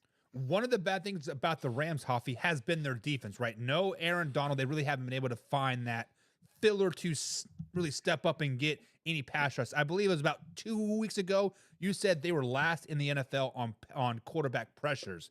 Can they get to Geno Smith and pull this win out? I mean, If we want to talk about defense, let's talk about the Seahawks defense. I mean, despite a strong start to the season, the Seahawks have shown that their early success on defense was more about the quarterbacks that they went up against in those games. Over the past 5 weeks, the Seahawks ranked 30th in pass defense. And like Mark said, with Cooper Kupp and Nakua back in the lineup against the Vikings, their offense finally hit their stride. The offense was 3 for 3 in the red zone. They scored 28 points. Nakua and Kupp combined for 12 catches, 157 yards, and a touchdown. I think that that's going to spell success, against the Seahawks defense that isn't, up to what they, everyone was thinking after those first 3 weeks. So I think that the Rams are going to be able to roll in this one pretty easily. Yeah. So Mark, when we look at the Seahawks, right, earlier this week when we touched on this game, I was talking about must-win situations. I said it was a must-win for the Seahawks because 5 of the next 6 games are all division games. They need to start to get rolling, right? But then somebody said a DK Metcalf in the playoffs is very, very dangerous. And I said, whoa, slow it down. DK is not even the number one threat on this team. DK will be out for this game. He is going to miss the game versus the Rams on Sunday. When I spoke on this, I said Tyler Lockett was your number one guy that you need to stop. And then Jackson Smith, I was going to say Najigba. That guy's been on fire, right, dude. And then I said Noah Fant. So when Casey posted up that DK is going to go miss this game, I was like, I didn't hear anything. What is he out for? About What's his injury? I gotta know. But Noah Fant is out Noah Fant is out as well, which is honestly a huge part of their offense. That's going to be tough for them then, man. Can the Seahawks bounce around without DK and Noah Fant? I don't think so. Like, they have limited offensive weapons as it is, and they need everyone they got. So, and their run game really hasn't shown what they should. They normally have had a good run game, but they haven't shown shit in the last couple of weeks. So, yeah, I kind of agree with you, Buck. Yeah, Hoffy, Kenneth Walker III and Charbonnet, I thought was going to be one of the best 1-2 punches in the NFL. They really haven't done that. Can they come out and expose the Rams' lackluster pass rush, lackluster front seven? Can they compete with that? I mean, I think in order for them to win, it's going to have to be a shootout, and I don't think that the Seahawks are built to be in a shootout. And like you said, with DK Metcalf out, their defense, if they had the Legion of Boom and you could, shorten the game and use those running backs to shorten the game and just play an old style football, like they did when they had Marshawn Lynch, Russell Wilson, that Legion of Boom. But this game is going to have to be a shootout, and I don't see, the Seahawks being successful in that kind of a game plan. They can't do a shootout if they don't have DK. Yeah, and if it's a shootout, it definitely 100% favors the LA Rams, right? Because I would take Matthew Stafford over Geno Smith if it's a quarterback battle, right? All day. Yeah, all day. And I kind of He's a game manager. Who? Geno Smith? Yeah. Yeah, Geno Smith, you mean? Yeah. I mean, which is not a bad term. Tom Brady was a game manager. Yeah, but you built the defense around a game managing quarterback. Right. The Seahawks are not built. The Seahawks defense is built around a Matthew Stafford offense that just goes out there and needs to put up 30 plus points a game. Their offense can't do that. So yes, the Rams offense has not been performing, right? No Puka, no Kupp, right? Don't forget about their tackles that are hurt. Right, but their running game has been suspect too. Like, they don't have a running game. Yeah, Kyron Williams was really good last year. I really haven't seen it. You're right. Right. I mean, sophomore slump. I mean, I think he was injured earlier in the season, like as well. Like, I get it. But at some point, you just got to be like, you know what? Rams, ship has sailed. Seahawks, baby. Even though DK's out and Noah Fant's out, those are kind of big guys. I'm still picking the Seahawks. I'm still sticking with the Seahawks. Let's go ahead and jump over to the comments, guys, see what people are saying. Willie Jack says, enjoy the show, fellas. Definitely subscribed. Thank you, Willie Jack. We'll have to check out your show as well. And we'll have to link up. We'll have to get up there and talk some shit. Laura is picking the Seahawks. She is picking the Seahawks because she's passively a Packers fan as well. And she's actually, Seahawks are her second team, Hoffy. And she really loved Matt Flynn when the Seahawks paid $300 million to bring in Matt Flynn in to get benched. So that was one That was terrible. He is definitely, but she is picking the Seahawks. I'm picking the Seahawks as well. Derek is picking the Rams. Hoffy, do you happen to know the point spread? Are the Seahawks favored in this game? No, I think the Rams are favored in this game. Really? Interesting. Okay. I had just closed out Oh, all that stuff. it's all good. I think it's curious that I'd be kind of surprised, but they're Mark, your ring camera's going. Let him in. No, dude, my computer is about to die. I had to plug it in real fast. oh, My that's bad. all good. Always be plugged in, man. Always be plugged in. Willie Jack says, "Damn it, that win cost my Steelers Cooper Kupp." Shake my head. Exactly. I mean, if the Rams would have lost to the Vikings, Cooper Kupp would have been traded, guaranteed. Whether it been to the Buccaneers, Steelers, Patriots, he probably would have been gone. So I'm just saying. DK Metcalf is out per Casey for a knee injury. Or, hear me out, so he doesn't get hurt, so they can trade him.